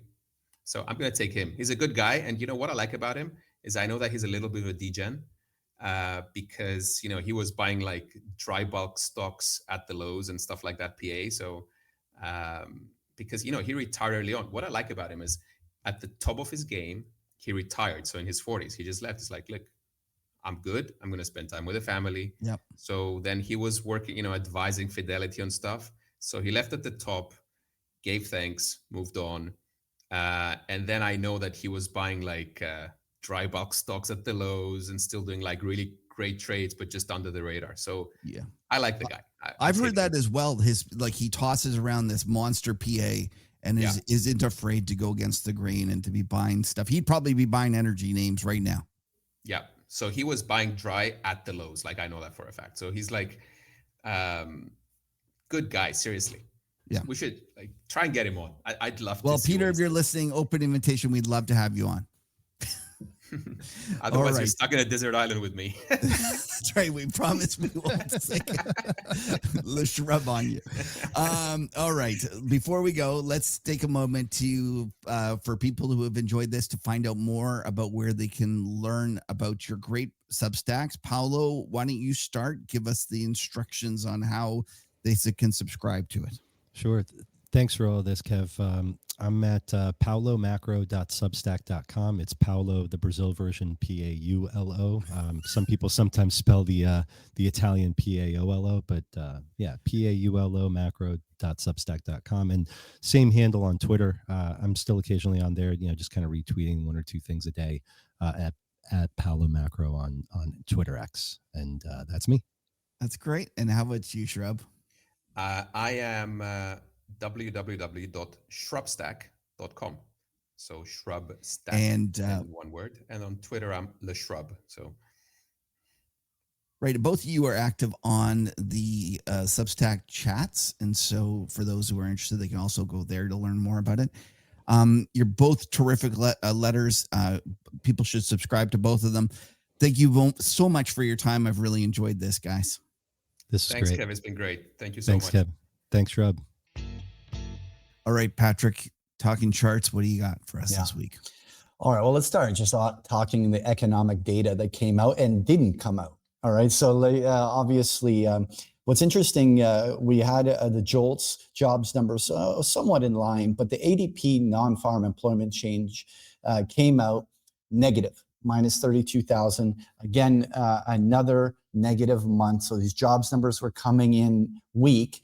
And everyone was obviously waiting for the big, huge jobs numbers after these big revisions and all these other things. This jobs numbers was supposed to be a critical one. And here we go with a government shutdown. And the numbers get punted out. We'll see. We'll know when in the future when we're going to get them. But we didn't get the numbers. But we did get the ISM manufacturing and the ISM services PMIs. And both came in pretty weak. Well, now, first of all, manufacturing has been running under 50 for a while. That's not a surprise in the U.S. at this point. But what is interesting is we had ISM services come in at the 50 line, which is literally the fulcrum point of whether there's contraction or expansion. And with all of these weak ISM numbers coming below a thing with the jobs numbers, clearly the economy is grinding to a halt, not necessarily contracting, but grinding to a halt. And you know what? The stock market don't give a shit. Yeah. Shut down. It literally the stock market has become more Teflon than Teflon Don. Literally you can throw any bad news at it and this thing just keeps relentlessly going higher. I want to talk about this, but it's crazy. But literally the stock market is just pumping higher, up another 29 points today. We're on the S&P futures anyway, very close to 6,800. We're 6,750 on cash. And it's up every day, Kev. That shutdown, government shutdown, literally caused a 50 S&P point intraday drop. Yeah. And it got bought on dip instantaneously, just boom, and the market's ripped higher. What's your take on this relentless rise and even comment on all the economic data what's your take on all of it? Well, in terms of the shutdown, I don't think it's that big a deal. The market's come to realize that this is just par for the course. And I when people were asking me what I thought, I said, it doesn't matter. And if it is going to matter, it's going to matter a week or two into it when they start to realize that maybe it'll go for a month or longer. And then it might matter. But the initial week or two, and I'm not even sure it's going to matter if that's the case. It's really, it's nothing to be that focused of, concerned about. So I've just put that to the side. Having said that. So I want to comment before you move on to the next point, which is essentially government shutdowns have become almost an annual event. And the thing is that if you look back, the stock markets have simply not given a shit in the past. And if anything, the stock market has a little bit of relief once they're past it, and anyone that was kind of holding money on the sideline would put it in, and so often, there wouldn't be a big down reaction and then a bullish impulse afterwards. So, point is, the government shutdown was not going to be the big boogeyman. But the reason I was worried about it being a boogeyman was simply just because the market was so overbought and so overextended that it just needs, that last straw that breaks the camel's back, something that just triggers it. But it clearly wasn't the shutdown. It probably won't be. So anyway, go on with the rest of the data, which we're going to comment. And then from there, I would say that, in terms of the market, and like, I guess the data doesn't really matter. Like, really what you're asking is, why is the market not correcting? Like, why do we have this just relentless bid to it that just doesn't seem to be going away? Right. That's really what's driving people. And to some extent, it's almost getting boring, is it not? Like, I had someone the other day that said I wasted a whole day just watching this thing grind higher. And I was laughing. I was like, yeah, the market's boring. Especially on an index level, because underneath the surface, there's some things happening that are actually more worrisome. But on an index level, it's just this grind higher day after day after day. One of the things, and Paulo brought this up, was that the sentiment is so stretched to the upside that I'm worried. Paulo talked about how he was concerned about the markets, and I am there as well now. I am concerned. And then let me just tell you, back in 2023 and 2024, when everyone was super bearish and all, like, let's remember back to that period, we had the most professional forecasters predicting a recession in the next year that we've ever had through the history of this, of the Federal Reserve, gathering that data. And I think the data set was something like 40 or 50 years long. It was a long, long data set. That was the most bearish anyone had been. I kept telling folks they would be talking about crashes back then. And I would say, there's probably no reason to worry about crashes because everyone's worried about it. And to me, this feels like just the opposite. Now, everyone is convinced it can't happen. Everyone thinks they're going to be smarter than everyone else and that they're going to, keep dancing because the music's playing. And it just feels to me like everyone is Chuck Princing it. Yeah. And for the first time in a while, I'm worried about the potential for something really, for a market dislocation that's larger than I previously would have. A market dislocation that I previously would have dismissed as unlikely to happen. I'm more concerned about that. And I know, like, the vast majority of people are going to say, well, you're an idiot. You don't understand. You don't get what. I was thinking that. No. Yeah, no. But like, listen, the vast majority of people are going to be saying, you don't understand. You don't get the AI. You don't understand how it's changing the world. And all I will say to you is that the fact that everyone feels that way is why I am so scared. And they will say, but you don't get it. And I go, well, everyone gets it. And that's why this is happening. And the more that get in here and the more stretched we become and the more complacent people become and the more, convinced they are that we're going to rally into year end, the scarier the setup ends up becoming. And it's a necessary precondition that nobody is worried about a crash for there to actually be a crash. And the moment everyone is worried about things and asking if there could be a crash is the moment you should be worrying about it the least, right? Like when everyone's saying, I think there's like, do you think there's going to be a crash? I go, well, if you think there's going to be a crash, you shouldn't be worried, because if everyone's thinking that, people have already adapted their portfolios to that, and crashes occur out of the blue. And listen, I know that like 90% of the people that are listening to this are going to say he's an idiot. He just doesn't get it. And I think I understand their argument, but I would say that the fact that 90% of people think I'm an idiot is why it might actually be something to be worried about. But to that point is that the market actually, and if you go back through 20, 30, 100 years of history, the market always gravitates to a pain point, which is where is everybody in consensus?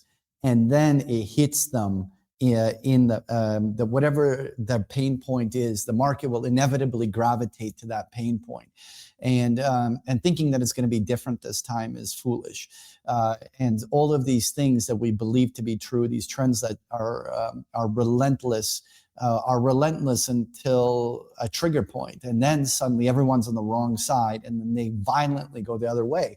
And to your point, I think about like the asymmetry of it, like how are, for instance, vol targeting funds now positioned? They've probably almost fully invested to the long side now, correct? Right. Is it fair Yeah, to say? I wrote a piece about that, like that you've correctly highlighted. Exactly. How about CTAs that are trend following? Would they be predominantly all fully invested at this point? Absolutely. Yeah. How about dealers? In the end, there's no gamma flip, no short gamma situations where they have to be selling into weakness right now. They are probably suppressing a little bit of volatility. All of the Vanna and all of these other effects have really already fully pushed the stock market to the upper boundary. So you have a lot of these things that were hugely asymmetric in the favor of the market 2, 3, 5 months ago. They have now exhausted themselves. And so which way is the asymmetry skewed now? Which is they really can't contribute a big incremental next push higher, not in a meaningful way. But if they're ever forced systematically to reverse, there would be violence on the other side in terms of the potential volatility. Is that a fair way to size it up? Yeah, completely agree. Yeah. Right.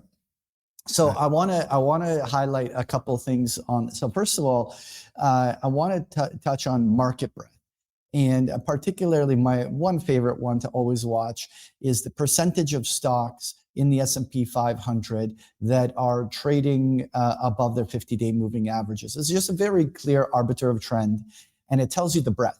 And so back in May and June, and even early July, we were at 75 to 80% breadth, which is that the vast majority, 4 out of 5 stocks were bullish and participating on the upside, which was actually a very healthy market. One characteristic that tends to be visible as a market approaches a turn point is the breadth, underneath the hood, everything is deteriorating, yet the price index is holding up along its highs. And we're seeing a situation where we spent just last week below 50, and now we're even at 55. So with the markets here at all-time highs, and virtually 1 out of every 2 stocks is downtrending. Yeah. Right? Like this is immediately like a thing. Now, someone could, from a bullish spin, try to spin and say, well, that means actually the market has huge potential because if the breadth re-widens again, that will all kind of drive the next push higher. Yeah, I get it. It's possible. The probability of that isn't 0, but a lot of times deterioration of market breadth has actually been something that preceded a deterioration that ultimately had a drop. So, anyway, it's the first observation. The second thing I wanted to observe was looking at the financials. And the financials are, in my view, the quintessential kind of beta 1 product, which is essentially they tend to almost always correlate with the S&P very cleanly. And so if you look here, and I told you that this was a chart of the S&P, you'd almost believe me. In the end, it bottomed almost the same day. Its corrections were almost the exact same times. Everything is there. But notice what the financials have more or less done over the last 5-6 weeks, which is dick all. Like literally, they have stopped actually doing any advances. They no longer are participating. And this is just an example of the fact that breadth isn't there. And now, while I would not call this a technical breakdown of the financials, they simply are not incrementally actually contributing to this rally. Now, what's crazy is now let's go through the Mag 7. The Mag 7s are these mega market cap weightings in the S&P 500. The generals, they basically need to be running in order for the index to make any real meaningful ground if there was not going to be breadth, right? So if you imagine if there was going to be only 50% of stocks rallying, then it could be, well, look, at least the Mag 7s are all ripping, and that's justifiable why the index is rising. But let's go through them all in order. Apple's been very bullish, but Apple has now reached a double top retest of its previous highs after having a pretty strong epic run and finishing some measured moves. I would argue that this is a stock that is bullish, but yet approaching levels where it might start to meet resistance and find it difficult to keep going further. You take a look at, let's say, Amazon. Hold on a second here. There we go. You take a look at Amazon, and Amazon has not participated at all. It double top retested its January high.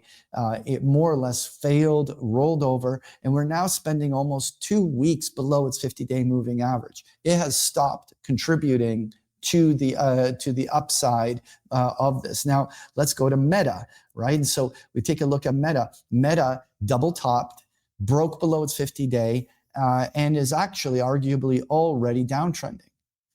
You then take Microsoft. Now, Microsoft's chart peaked out almost 2 months ago, and really in this entire rip higher has literally not been able to leave the 50-day moving average over the last couple of weeks. So now where has the move occurred? Well, Google has been one of the hottest stocks over the last month, yet after that amazing rip, for the last week and a half, it's been correcting.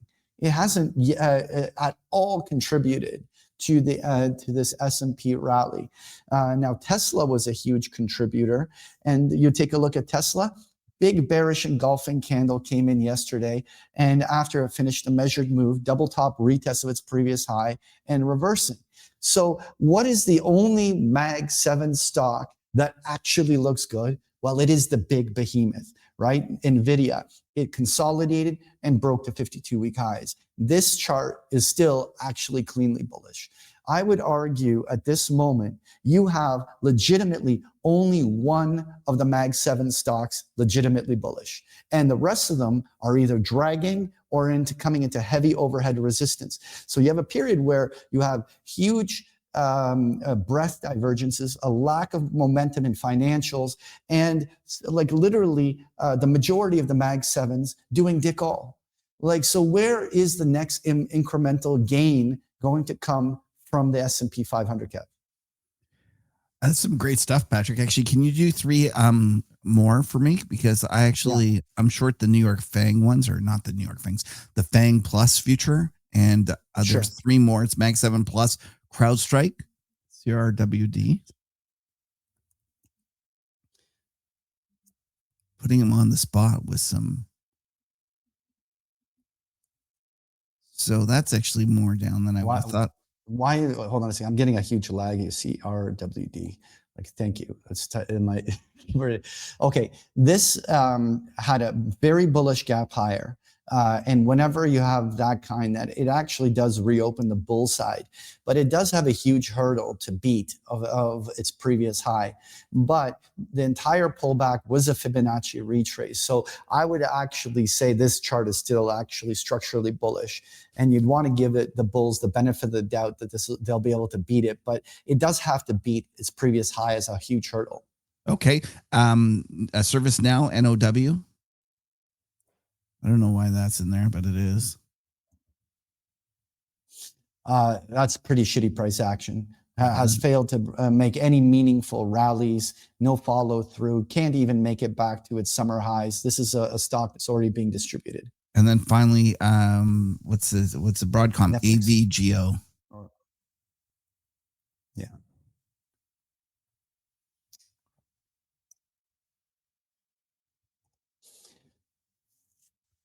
Still a pretty bullish chart, flagging formation for a potential bull breakout.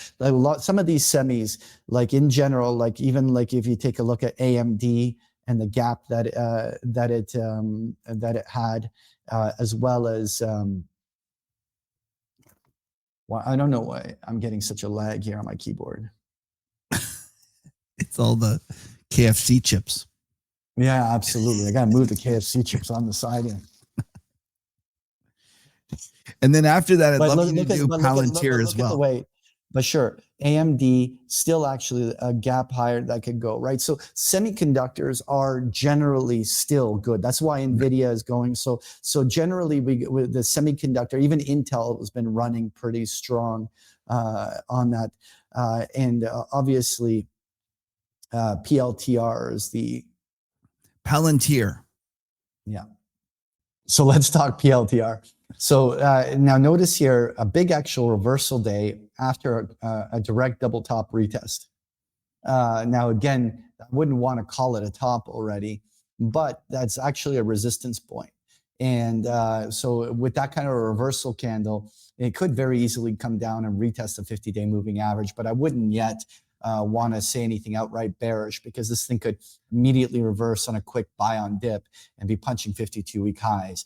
But you can more or less see, though, that even these are not the big market cap behemoths cap. These are, they're big, but, and they are certainly the kind of where the money is flowing into the kind of ARC themes, like the ARC kind of technology stocks that have been really driving this last leg.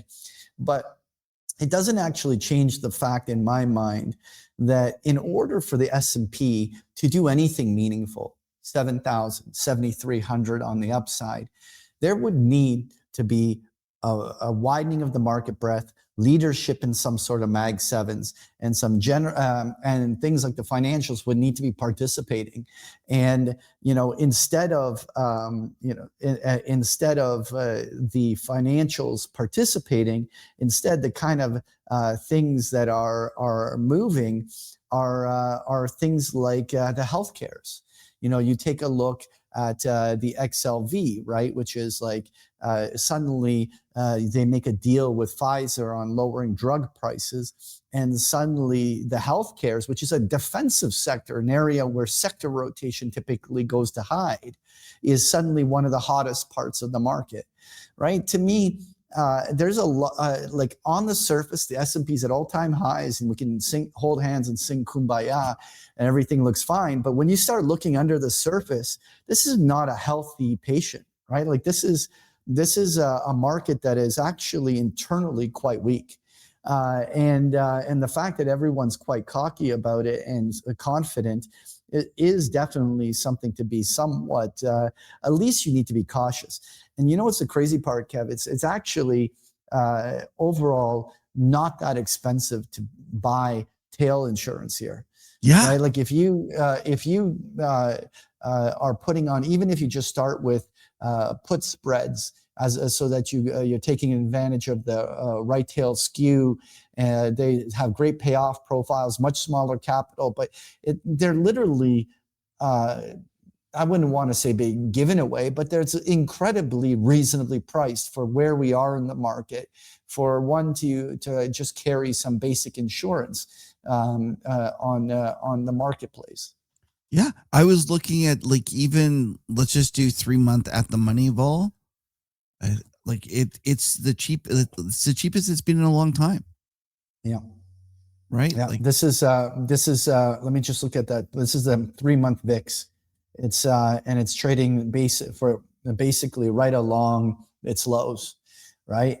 And what's crazy is 1-day vol is down, like it's we've had some ridiculously low in a 1 day, like the 0 DTE kind of vol premiums, but still overall volatility is very reasonably priced here.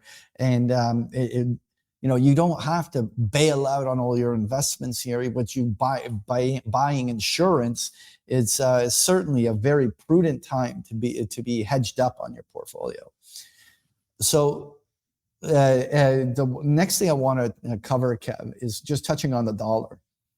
And what's particularly fascinating to me is that it's becoming incredibly clear that the dollar's not downtrending anymore. Like if you think about it, back in April during Liberation Day crisis, the dollar index basically hit the 98 level. And here we are 5, almost 6 months later, and where's the dollar index? Very close to the 98 level. We are essentially in a period where the dollar really has found a fair value zone, which is it's no longer in a downtrend. It's actually been in a sideways trend, but yet the sentiment is so definitively bearish, like this thing has just been getting its face ripped off. But the dollar stopped going down a while ago. Now, that doesn't make me immediately bullish the dollar alone, but it isn't bearish. It's sideways. It's been one big sideways trade range. And it's been a muddle, because if you go to the different currency pairings, like the euro, probably one of the more bullish looking currency charts, could arguably be a bull flag, find support at 50-day, and still punch to a new high. Like, you could still argue, and it is the big one. It is in the dollar index, the biggest weighting. So this one matters a lot. But the pound sterling has peaked out and looks very toppy. The US dollar yen, surprisingly actually mean revert, but it's been in an awful trade range for basically 2-3 months. And you take something like the US CAD, very definitively the US dollar is rallying against the Canadian dollar here. And so you have a scenario where the dollar is not clearly bearish anymore, but the sentiment is very clearly bearish, the dollar. And I'm curious, like, I think about what is it that could make be the pain trade, what could cause the single most amount of pain to the most amount of traders, and use that as a base case of what is a scenario that can happen. And a market correction in the stock market accompanied by a US dollar rally arguably would be the biggest puke of that could hurt the most amount of people. Now that, and when I say that, a counter trend in the dollar doesn't have to be a new bull market in the US dollar. Just it could be simply a pain trade ripped to the upside that just from short squeezing of some traders. But like, if you think about the emerging markets trades, the short-term commodity trades like the gold rip and all of these things, like, what is it that will ultimately cause some profit taking to occur on all of these? And a dollar shocking everyone with a rip to the upside, accompanied by a stock market that's correcting in a risk-off cycle, would be arguably a very painful thing for all the prevailing trends that have been working so well all year. So I understand where you're coming from. I think for extremely short-term traders, you are correct. That is the point of maximum pain. But I will push back a little in that I believe that the long-term money hasn't even started really truly unwinding their extra US dollar exposure. And when I think about what would really cause the most pain on a longer term basis, would be the thing that Paulo and Shrub and I discussed, which is that environment where we had stocks going down, US dollar going down, and maybe bonds going down. Now, I happen to think that bonds going down at the same time probably is not going to occur again at this time. But one of the things that I might push back a little bit as well, in terms of your argument about the US dollar going sideways, and you're viewing that as a positive. Not a positive, just I think it's divergent from the sentiment. Well, and so what I might say is that I believe the money going into the US stocks that are chasing the US stocks has kept that US dollar aloft. And if we got a situation where all of a sudden we had a sharp break in the AI type trades and people started selling that off, traditionally that would have been cause a US dollar rally, the old kind of credit destruction, and therefore you get a situation where dollars are bid. I think that will be the initial reaction, but I suspect that rally will be very short-lived, and then out of the blue we will get selling, because ultimately I believe that US stocks and the US dollar are going to be more correlated going forward than folks expect. And therefore, we could have a situation where the real surprise is that they both go down together again. But I hear you. I think to me, you're making a legitimate macro argument that I think has something that could play out over a 6 month to a 1 year basis. Absolutely. Right. The short squeeze kind of counter trend rally of US dollar could be literally less than a 30-day event. Right. Like it it literally could be just, yeah, could be it a could, week. it's And just, Patrick, it's to just your point, like I sorry to interrupt, but I just wanted to say this. To your point, I think that the US dollar rally could be the catalyst to cause a sell-off in the stock market. So it could be that the dollar rallies first, stocks sell off, and we've kind of seen something like this in the past week, right? Like there was some couple of days where it seemed a little iffy. US dollar rally, stocks sell off, and then the surprising part is the US dollar eventually follows stocks lower. I don't know. Yeah. It's just what I'm thinking.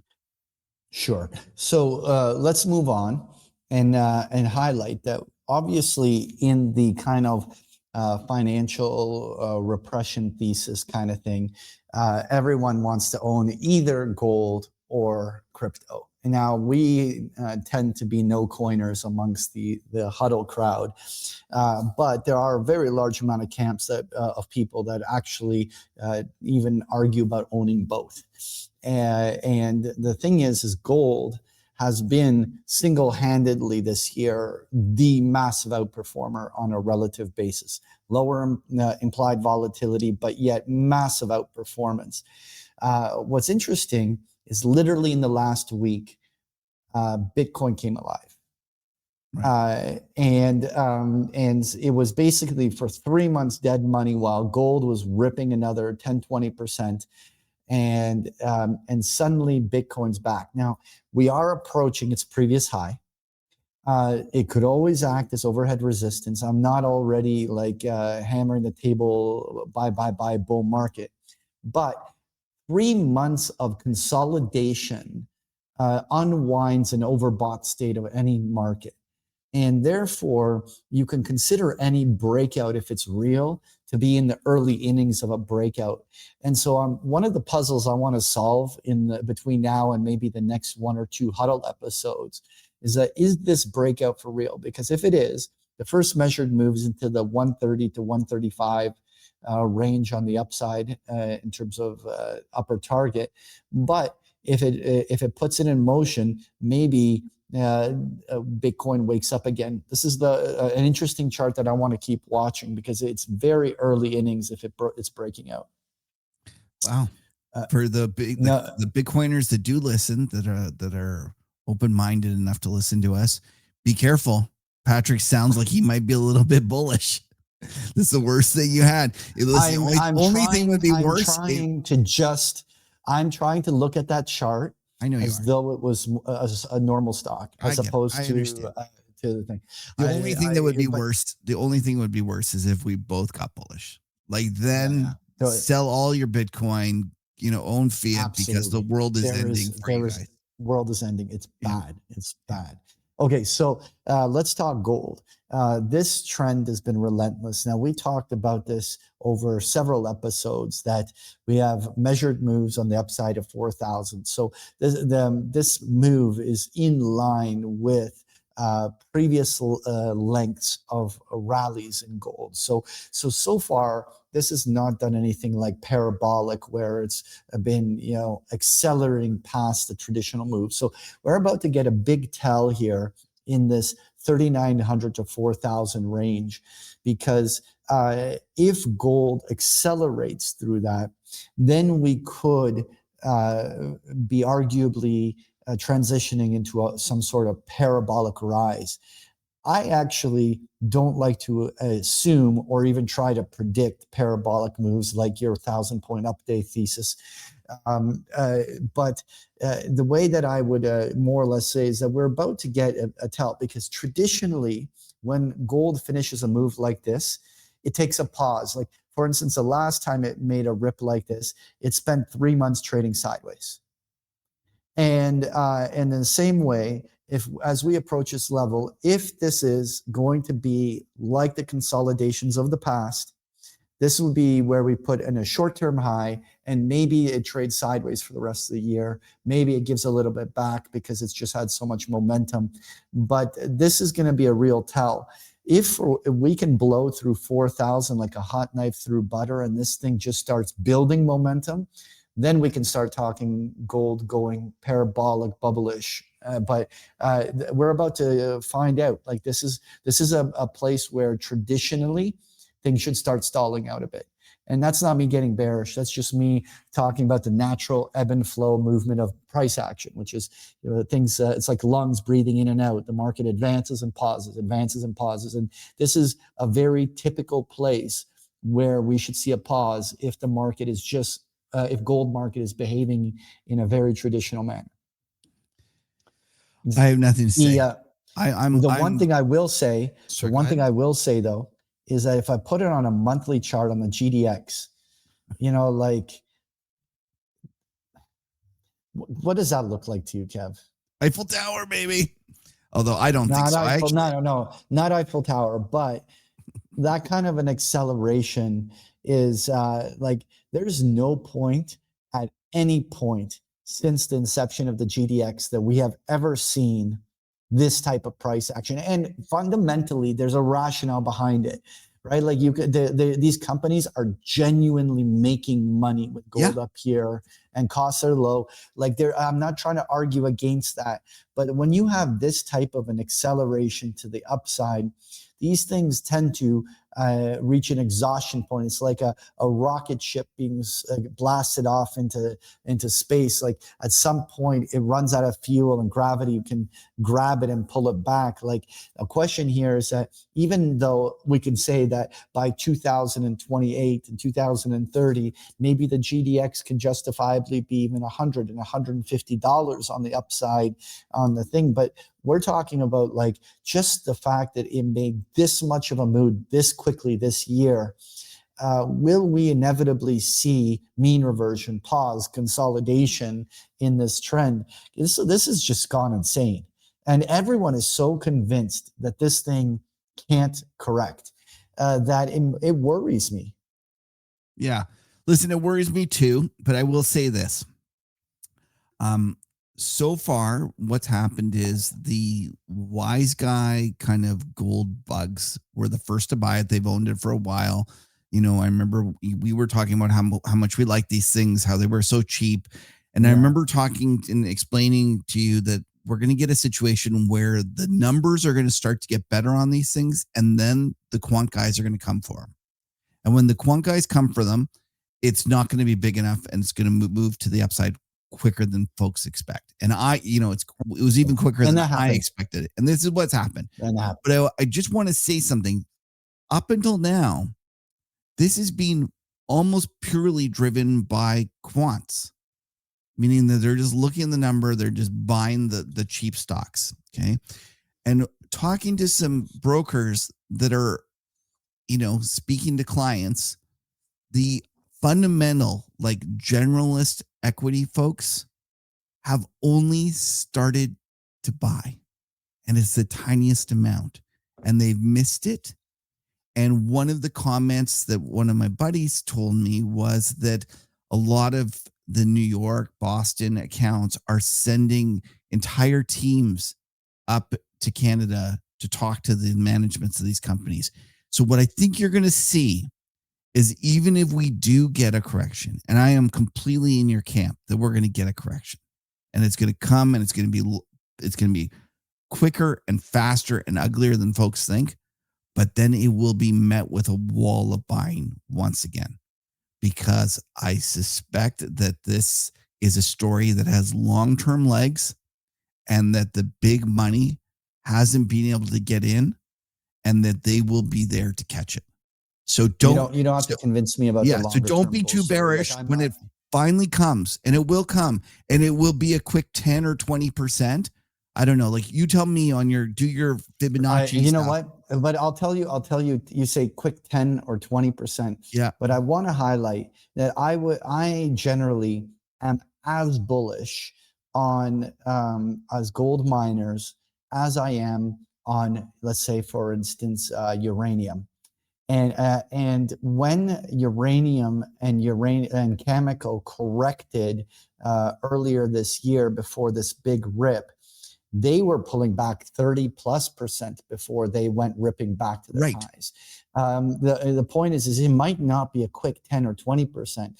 Like commodity stocks are viciously. Yeah, it might be 30. It might be the same. It might. And that is, it might be, but I've been using it'll be an epic buying opportunity. Yeah, I've been using the uranium example as an analog because if you remember back then, we had the initial kind of wise guys owned it and they owned it forever. Like it was in all the podcasts and all the smart guys, not smart, but like value type people were owning it. It got a little bit of a rally and it got it going and it was some fast money went into it. And then there was a disappointment level. And it, as you say, it corrected 30%. And then the big money came and it just exploded. So the only thing I will say is that sorry, go ahead. So here I just have the chart. So like I will just show Cameco. So Cameco back in 2023 going to 2024 went through an 18-month period where it basically went almost 200%. Like it went from $20 to 55. And at that time, you could do no harm in owning uranium. This was the future. This was the whole thing. And twice it had these two violent corrections. Look at this. This was, just move it up. This over here was a 36% correction. And this drop over here was a 44% correction. 44%. Now, where is Cameco in the bigger picture? It's still ripped higher, still went to $80+ on the upside, but twice it was a 36 and a 40% correction that happened on its way up. And so this is what I think that, even though the gold story, quants going up to Toronto, all that shit is true. I completely believe you that there will be thing, but I also think that the market will at some point shake out all the weak hands that are way too levered up, so convinced that this can't pull back, that and the market does what it does best. It has to clean out the margin call out the levered guys, shake everyone out, and then it'll start up again on the upside. Right. Got it. Okay, so we have a lot to cover here, so I want to keep going here. The next thing we had to talk about is copper, and up 16 cents today. This thing is just ripping on the upside, and I'm just going to use actually the LME, the grade A copper in London, because it doesn't have the tariff noise. It broke to a fresh new high. It's ripping. Obviously, the supply issues with the Freeport McMoran mine has suddenly kind of given a new life to copper, brought it to the attention, and certainly now it's gotten some traction. But this copper trade looks exciting. My only concern is a lot of copper stocks, like I'm just going to use the COPEX index. This thing has been running this thing has been running in a parabolic fashion. And, while Freeport McMoran stock itself hasn't done anything crazy, obviously it pulled back in the correction, but look at the freaking run these copper stocks are. It almost feels very much like the uranium stocks at this stage. Like this is running hot. And while I'm so super bullish commodities over the rest of the decade, it just feels like if there was going to be a stock market correction, that I almost feel like the commodity stocks will participate in the correction. Like I feel like that there's a real chance that this is a part of that whole, when everyone runs out of this momentum, then all of these are going to be profit taken all at once. I don't disagree with you. And this is something I've been saying because people said to me one of my buddies said to me the other day, he said, I feel like buying gold up here is the hardest trade. And I was like, yeah, I get it. It's up on a stick. It's hard to buy up here. But I said to him, owning cash, I think here is the hardest trade because there's a huge amount of FOMO across the board. Almost everything has worked. The only thing that hasn't worked that looks stupid is cash. So to me, I won't disagree with you. And in essence, me saying that like owning cash is the hardest trade is in essence agreeing with you implicitly that these things will all correct. Yeah. Now let's move on. Platinum and palladium, still super bullish looking charts, but they probably will also run with gold and silver, which is they don't look like any of them have peaked out yet, and they all could have one more leg higher. But the precious metals are broadly rallying. This is no longer, even silver was having a great move. This is no longer just like gold moving. Everything is ripping all at once. The other thing I wanted to highlight was there was a nice little breakout in natural gas. And, you know, we talked about over the last month or two that you started liking it. I said, well, I want to see it form a bottom. And it went for a double bottom retest. And look at this. We got the first close above the 50-day moving average since the summer fake outs. And we now kind of bottomed out. This is the UNL, which is the strip, just an easier way to look at it without looking at the term structure of a messy seasonal term structure of nat gas. And this is the first attempt to turn the trend in a while. And you know, it's sometimes keeping it stupid simple with closing above the 50-day moving average. Like, look, when it closed above the 50-day moving average back in late 2024, it stayed above the 50-day moving average during that entire bull rip, right? Like sometimes you don't need to make this technical analysis complicated. And the question here is that have we seen this turn? One day doesn't make a new trend, but this is the first time we've seen this in a while. And I think you need to pay attention. Got it. From your lips to God's ears. Yeah. So we know you're loaded up on. So there you go. Anyway, uranium, obviously a little pullback, still generally bullish on it. I'm not going to pull it. What is interesting, I wanted to highlight, I wanted to look at the ag stocks. You could take something like the MU index and play it, but I actually like looking at just like some of the bigger ones. Actually, let's look at Mosaic particularly. Now, Mosaic, what was interesting about, let's say, a stock like Mosaic is that it missed on its earnings back in this like early August period, and it immediately got bought and has been ripping all the way back to the highs. But when you step back on a weekly chart and you look at these ags, we went through a 3-year bear market. Now here's a basket of stocks that have like zero correlation to the index. Like these things are in their own little bubble. They don't have any, like the S&P stickiness. Like this thing went through a vicious 3-year bear market.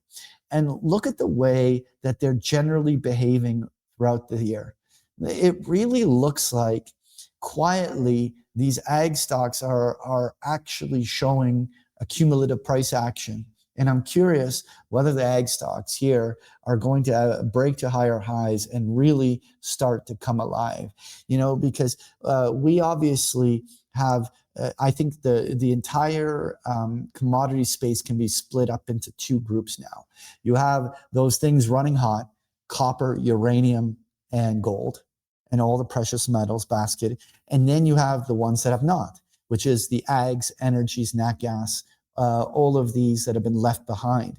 And one of the puzzles to solve is that will we see a changing of the guard in the commodity thing where not necessarily ones have to go down while the other go up, but will we see a period where suddenly these stocks outperform the other ones during a period? Like, could we see a scenario where the trends of the next 6 to 12 months will actually be great moves in the ags and energy names that will outperform some of these other overextended commodities? One way or another, it's one of the kind of bull things to watch in this kind of commodity thing, and whether there'll be some sort of a rotation that way. Thoughts on that? No thoughts. I just interesting you bringing it up. Not a lot of people are talking about it. It feels like one of those things that you should keep your eye on, because it's one of those under the radar trades that end up working. Yeah. So I'm going to avoid talking about the stir markets. I'm going to, because you'll poke at me a little bit. I'm not going to It poke is- at you. Everyone loves your, but it your is, new but stir it trading. is, it is, no, but listen, it is right now kind of a very indecisive period. There's clearly not much driving short-term interest rates. Everyone's now priced in the Fed path for the next few months, and there just isn't enough economic data to really push the next incremental kind of, will the Fed be more dovish or less or more hawkish in the next cycle. I think it might be quiet until Christmas before we get another huge move in the SOFR futures. But what is interesting is that the long bond future went through a clear double bottom retest, a clear basing formation, and started making higher lows sequentially. And now has spent material period above the 50-day moving average.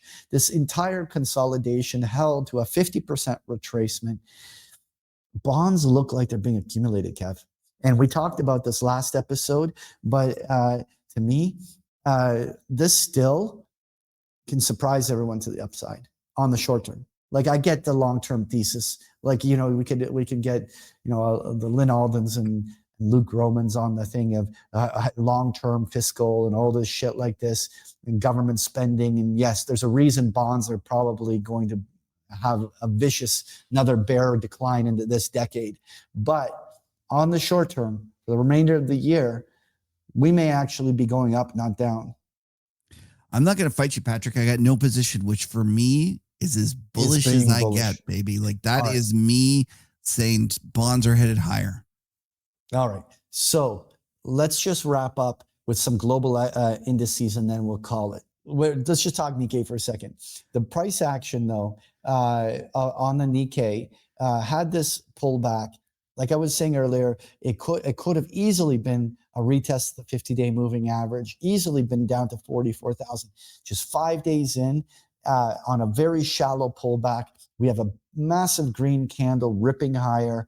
The Nikkei is taking flow, very bullish chart. I don't know about your group, but I have very few people talking about this. But this continues to demonstrate very accumulative and strong positive price action. I would not be surprised if we're even at 47,000 or 48,000 on the upside of the Nikkei. This is strong here. Well, I'm glad you're saying that. It's my biggest long. I love it. If you look at small caps, they're even better. Like Japanese small caps, like, it's just unbelievable. It's a market nobody cares about. It's still cheap. Long term. Well, you want to know you want to know what the market that nobody cares about that's shocking me? What's that? I've been incredibly bored, and I'm generally telling everyone to avoid the European markets. And the European markets have traded sideways for months. And while all these other global indices were ripping, it had huge overhead resistance, no momentum. Suddenly, in the last week, boom, this thing freaking takes off. Like, is this the start of a new move in Europe? This is something that I have not been paying attention to until this breakout. And I don't even know whether to believe it or not. But like, I mean, if this breakout actually sticks, this is 6,000 on the Euro stock, and I have zero position. I wasn't ready for this breakout. And here this thing goes ripping. Are you bullish Europe here? Like, what's Yeah, I guess I'm bullish relative to the other markets, like especially US. Like, yeah. So, and you're right, it's gone sideways. Like let's face it, for the past, ever since Liberation Day, the US has done very well and has been rallying, and this thing's gone nowhere. So, or not since Liberation Day, because it had its initial move back up, but for the past 2 months, or 3 months, what is that? Yeah. No, it's been since May. Yeah. So it's been a market that's 4 quiet. months. Listen, ultimately I'm a bull, and the reason I'm a bull is because it's been starved of fiscal stimulus, and with the new environment that we're in, the new global kind of way that it's all working out, Europe is finally spending, so the surprises will continue to be to the upside, and that's ultimately what I feel. There you go. So the next one I want to touch, China remains very bullish. I mean, I would not be shocked if we saw 16,000 on the A50. Brazil. Can I talk about China? Because I think China, and I highlighted this in my weekly podcast that I do just to my subscribers. I think China is in a situation that is very akin to the U.S. in the post-2010 period. And I think this isn't my idea. This is actually Louis Vincent Gave, and I believe he was on that show that you cheat on me with. But I clipped him from another show where he articulated it so well in that China is putting in place policies that are all pro-growth. They're all pro, profitability. Everything is lining up, and it just reminded me so much when Louis started talking about making this argument. It reminded me so much of the situation David Tepper highlighted in 2010, where he said, you have to buy the stock market because the reality is if the economy slows down, the Fed's going to do QE and stocks are going to go up. If the economy gets better, stocks are going to go up. It's a situation where stocks are headed higher. And Louis' point is that, after 5-10 plus years of them delevering the system and creating an environment that was, a negative for financial assets, China has changed. And the policy design is such now that they are going to stimulate. They're doing, record fiscal stimulus. The monetary situation is very easy. And it just feels to me that we could be in a situation where we have a decade of China doing better than everyone expects. Just like in 2010, nobody was bullish on US. People forget, but everyone was so bearish on the US in 2010 because we were coming out of the GFC. There was all sorts of problems. Everyone was super bearish on the US. It ended up being the best world market out there. I think China has a chance of being that sort of environment. There you go. So look at this weekly chart of China. And what we see is that there was almost a 4-year bear market. Almost 4 years. Yeah. Like it peaked out at the start of 2021. And it wasn't until the bazooka was shot at the end of 2024 that we legitimately saw things stabilize. And by the way, the bazooka shot in their stock market is actually a reflection, and the volatility that ensued afterwards is a very good example and a lesson for our listeners of like, even though that bazooka shot legitimately was bullish, and somebody who bought that huge surge to 15,000 in 2 weeks that ensued, actually it was literally in days, not weeks, that shot happened to the upside. Anyone who bought would still be making money today and arguably will make lots of money in the future, but it didn't change the fact that the thing reverted down to 12,000 before going back up. And that's to me a lesson of what could happen to that volatility we were speaking to in gold, which is, there's an argument to be made that gold and gold miners will be very bullish and they will make a lot of money. And over the next years, there will probably continue to be in a bull market. But the types of volatility that can happen along the way always shock investors. And that's a great example. But after, Kev, the point I wanted to simply make, after a 3-4 year bear market and the thing going through almost a 2-year basing formation, there's lots of room for it to go up. Right. There is so much room. And one last point I'd like to make is I don't think it's a coincidence that Tepper made that argument in 2010 in the US. And Tepper is one of the most vocal China bulls out there. And he is being just steadfast in his bullishness of China. All right. It's been long, so let's go to finish it up. All I wanted to say was, look, Brazil is taking a little bit of profit taking. We saw Mexico take a little profit taking. What I'm curious about is that when you just talk about the emerging markets as an aggregate, they have been such a hot place. The money, like the rip on the upside of the emerging market basket has been huge. And they've been a great place to flow money. And back to that very thesis that I said, like, what could cause these to correct a little bit? And that, to me, some sort of a squeeze in the dollar could be a perfect catalyst for mean reversion on all of these kind of emerging markets. And the bigger picture, I remain super bullish on all of these. But you know, these things have made such huge runs. You know what? The stock market at some point is going to take a breath and just pause. Patrick, you don't understand. Trump's not going to let it go down. You know what?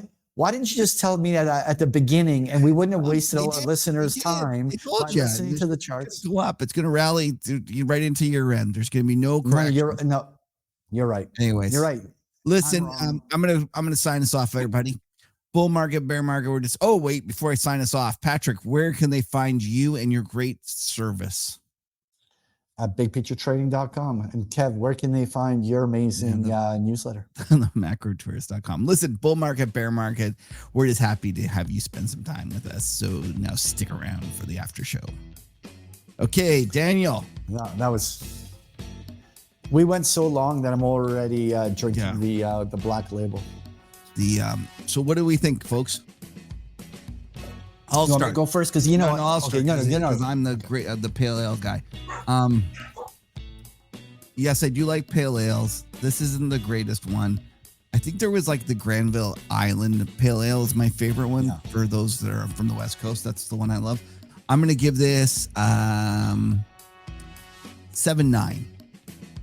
Oh, that's still a pretty good score. Yeah, pretty good, but no Granville Island. I think it's actually good. I like it, but I don't think that this is like. I don't think I would go to a grocery store or somewhere and pick some up to drink some more. I'm going to give it a 7.3. Okay. I wouldn't want to say there's anything wrong with it, but this is not like something that gets me excited. But this Black Label Carling.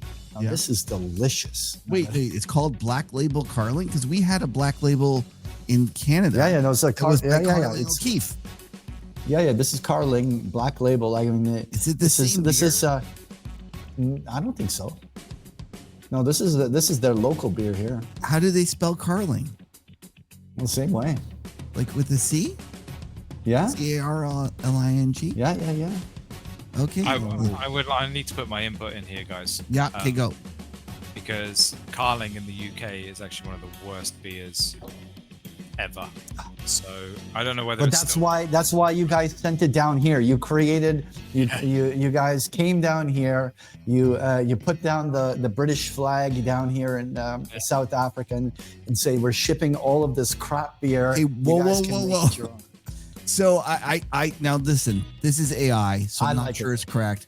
Carling Black Label is a popular and iconic lager in South Africa known as Africa's beer, and is a staple at social gatherings since 1962, despite its, wait for it, Canadian origins. Oh. While Carling O'Keefe was the Canadian parent company that eventually merged into Molson Coors, the brand's significant cultural and market presence in South Africa makes it a distinctly South African experience. Interesting. You know what the funny thing about Black Label was? That when I was like 20 years old, we used to go to parties and people would drink your beer. And they were bringing back, like, this Black Label still existed. Nobody drank it. And we would drink it so that we would know when people were stealing our beer. And then they had this huge, like, media blitz. And I remember because it's like these cool, like, leather-bound parties and stuff like that. And they would go and there'd be cool music going. And it became popular again. And we had to quit drinking it because the whole point was we were trying to drink something that nobody was drinking. So then we went back to Labatt's 50, Labatt's 50. But isn't that amazing, though? Patrick, you went all the way to South Africa to drink a Canadian beer. Proud of you, buddy. And it's like inherent in your blood. You just smell it, like, like a dog that gets dropped off 4 provinces away and somehow manages to find his way home. Okay, it is. Give us your score, Daniel, on the beer, and then we're quickly going to go to speaking of South Africa, we're going to go to Sharks. But tell us your score first. I like it. Sessionable. I would smash loads of those. So I think that's a solid 8 for me. Sorry, 8.1. Whoa. Sorry. Oh, there we go. We got. Himself from his amateur scoring. I've been feeling that was a bullshit 0.1 because you just literally, were like, I can't say You caught 8, yourself. you added 1.1. Okay, so now we got to talk sharks. Last time Absolutely. we were here, Patrick was saying, no way was I going to get in the ocean with some sharks. And he was telling me horror stories about sharks jumping into the cage. And I was telling him, that's not that big a deal. They're not going to want to bite you at that point. Patrick, Yeah. you shared I some did it. video recently. I You did it. ended up doing it. I went cage diving with sharks. It was pretty epic, bud. It was an awesome experience. Danny, maybe put a little footage here in the background, but yeah, me and like we're down here with the Big Picture Trading team because we're hosting a big mastermind down here, and so me and a couple of the guys from the team, we went out there and we dove with the sharks. Man, I'll tell you, it's scary as fuck.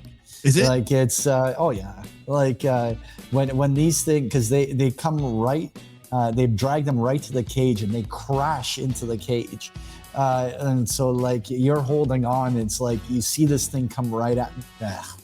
I don't know if I'll do it again, but they probably had to clean out that wetsuit 2 or 3 times after I left the.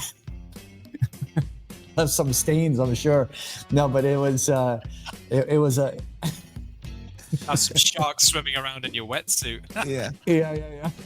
Well, how big do you think they were? Did they tell you how big they were? They were in the 1 to 3 meter range. There was one big one. There was one that was just gargantuan. It was crazy. But when they chum the waters, you even get some baby sharks in there as well. But majority of them were in that mid range, around 2 meters. But it's crazy. Like They don't know the like names of they're- them because, like, up, they follow them and they tag them up here on the East Coast. No, you know what? They didn't know the names of the sharks. They know the names of the seals. There's sea lions there that are fighting the sharks for some of this bait. And so they had names for all the sea lions because they know them. They're Oh, really? troublemakers But that come don't in. the sharks eat the sea lions? No, I guess no, if there's no, enough food for them, they don't bother. No, they actually no. Like you know what? Okay, first of all, it wasn't great whites. We didn't go with great whites. So it's the great whites and orcas and shit like that will go after the sea lions. Oh, okay. Like these were like the copper and it's not bronze. I don't know. Anyway, they're huge sharks, but they're not the great whites. Okay. You can do the great white experience, but you had to go like way into deeper waters. It was a completely you literally have to make a day or 2 of it, like as opposed to like going into the bay. And so we did the kind of just more chilled Well, one. now with you got only something to do 3 next meter time. tours. Yeah, no, I'm. You know what? I once was enough. I got some footage. My bucket list is checked off and done. I'm not doubling down on this experience. Daniel, you and I sit around living boring lives, and Patrick's, driving Ferraris through the mountains of Italy, swimming with sharks. What's next week gonna be? God knows. You gotta stay tuned, buddy. He's gonna Stay go tuned. climb Kilimanjaro or something, or while he's there. Well, that's not that extreme. So maybe he's gonna go climb Everest. It's gonna be one of those rich tourists that puts the Sherpa drags him up the mountain. I made it, and then it's just Yeah, I made it. Forget the fact that 2 Sherpas, carried me on their backs the whole way. yeah. Did you see, by the way, Wow. speaking of which, there was Everest, there was a Polish skier that was the first guy to climb Everest without oxygen and ski down without oxygen. And one of my buddies is a snowboarder, goes, figured a skier would do something so stupid. Very true. Very true. Oh, well, anyways, you know what? We should probably let everybody go. Yeah. Do you have anything exciting you want to share with us, Daniel? No, I'm going to go to the pub. So, yeah, we can wrap. the day ending in Y. Of course you're going to the pub. Yeah. Okay, well, have a great time. And Patrick, thank you. I'm glad you're still alive. I'm glad you made it through it. And thank you for sharing all that stuff with us. All right. Well, cheers, everyone. Have yourselves a great weekend, and we'll see you in a couple of weeks. Cheers, everyone.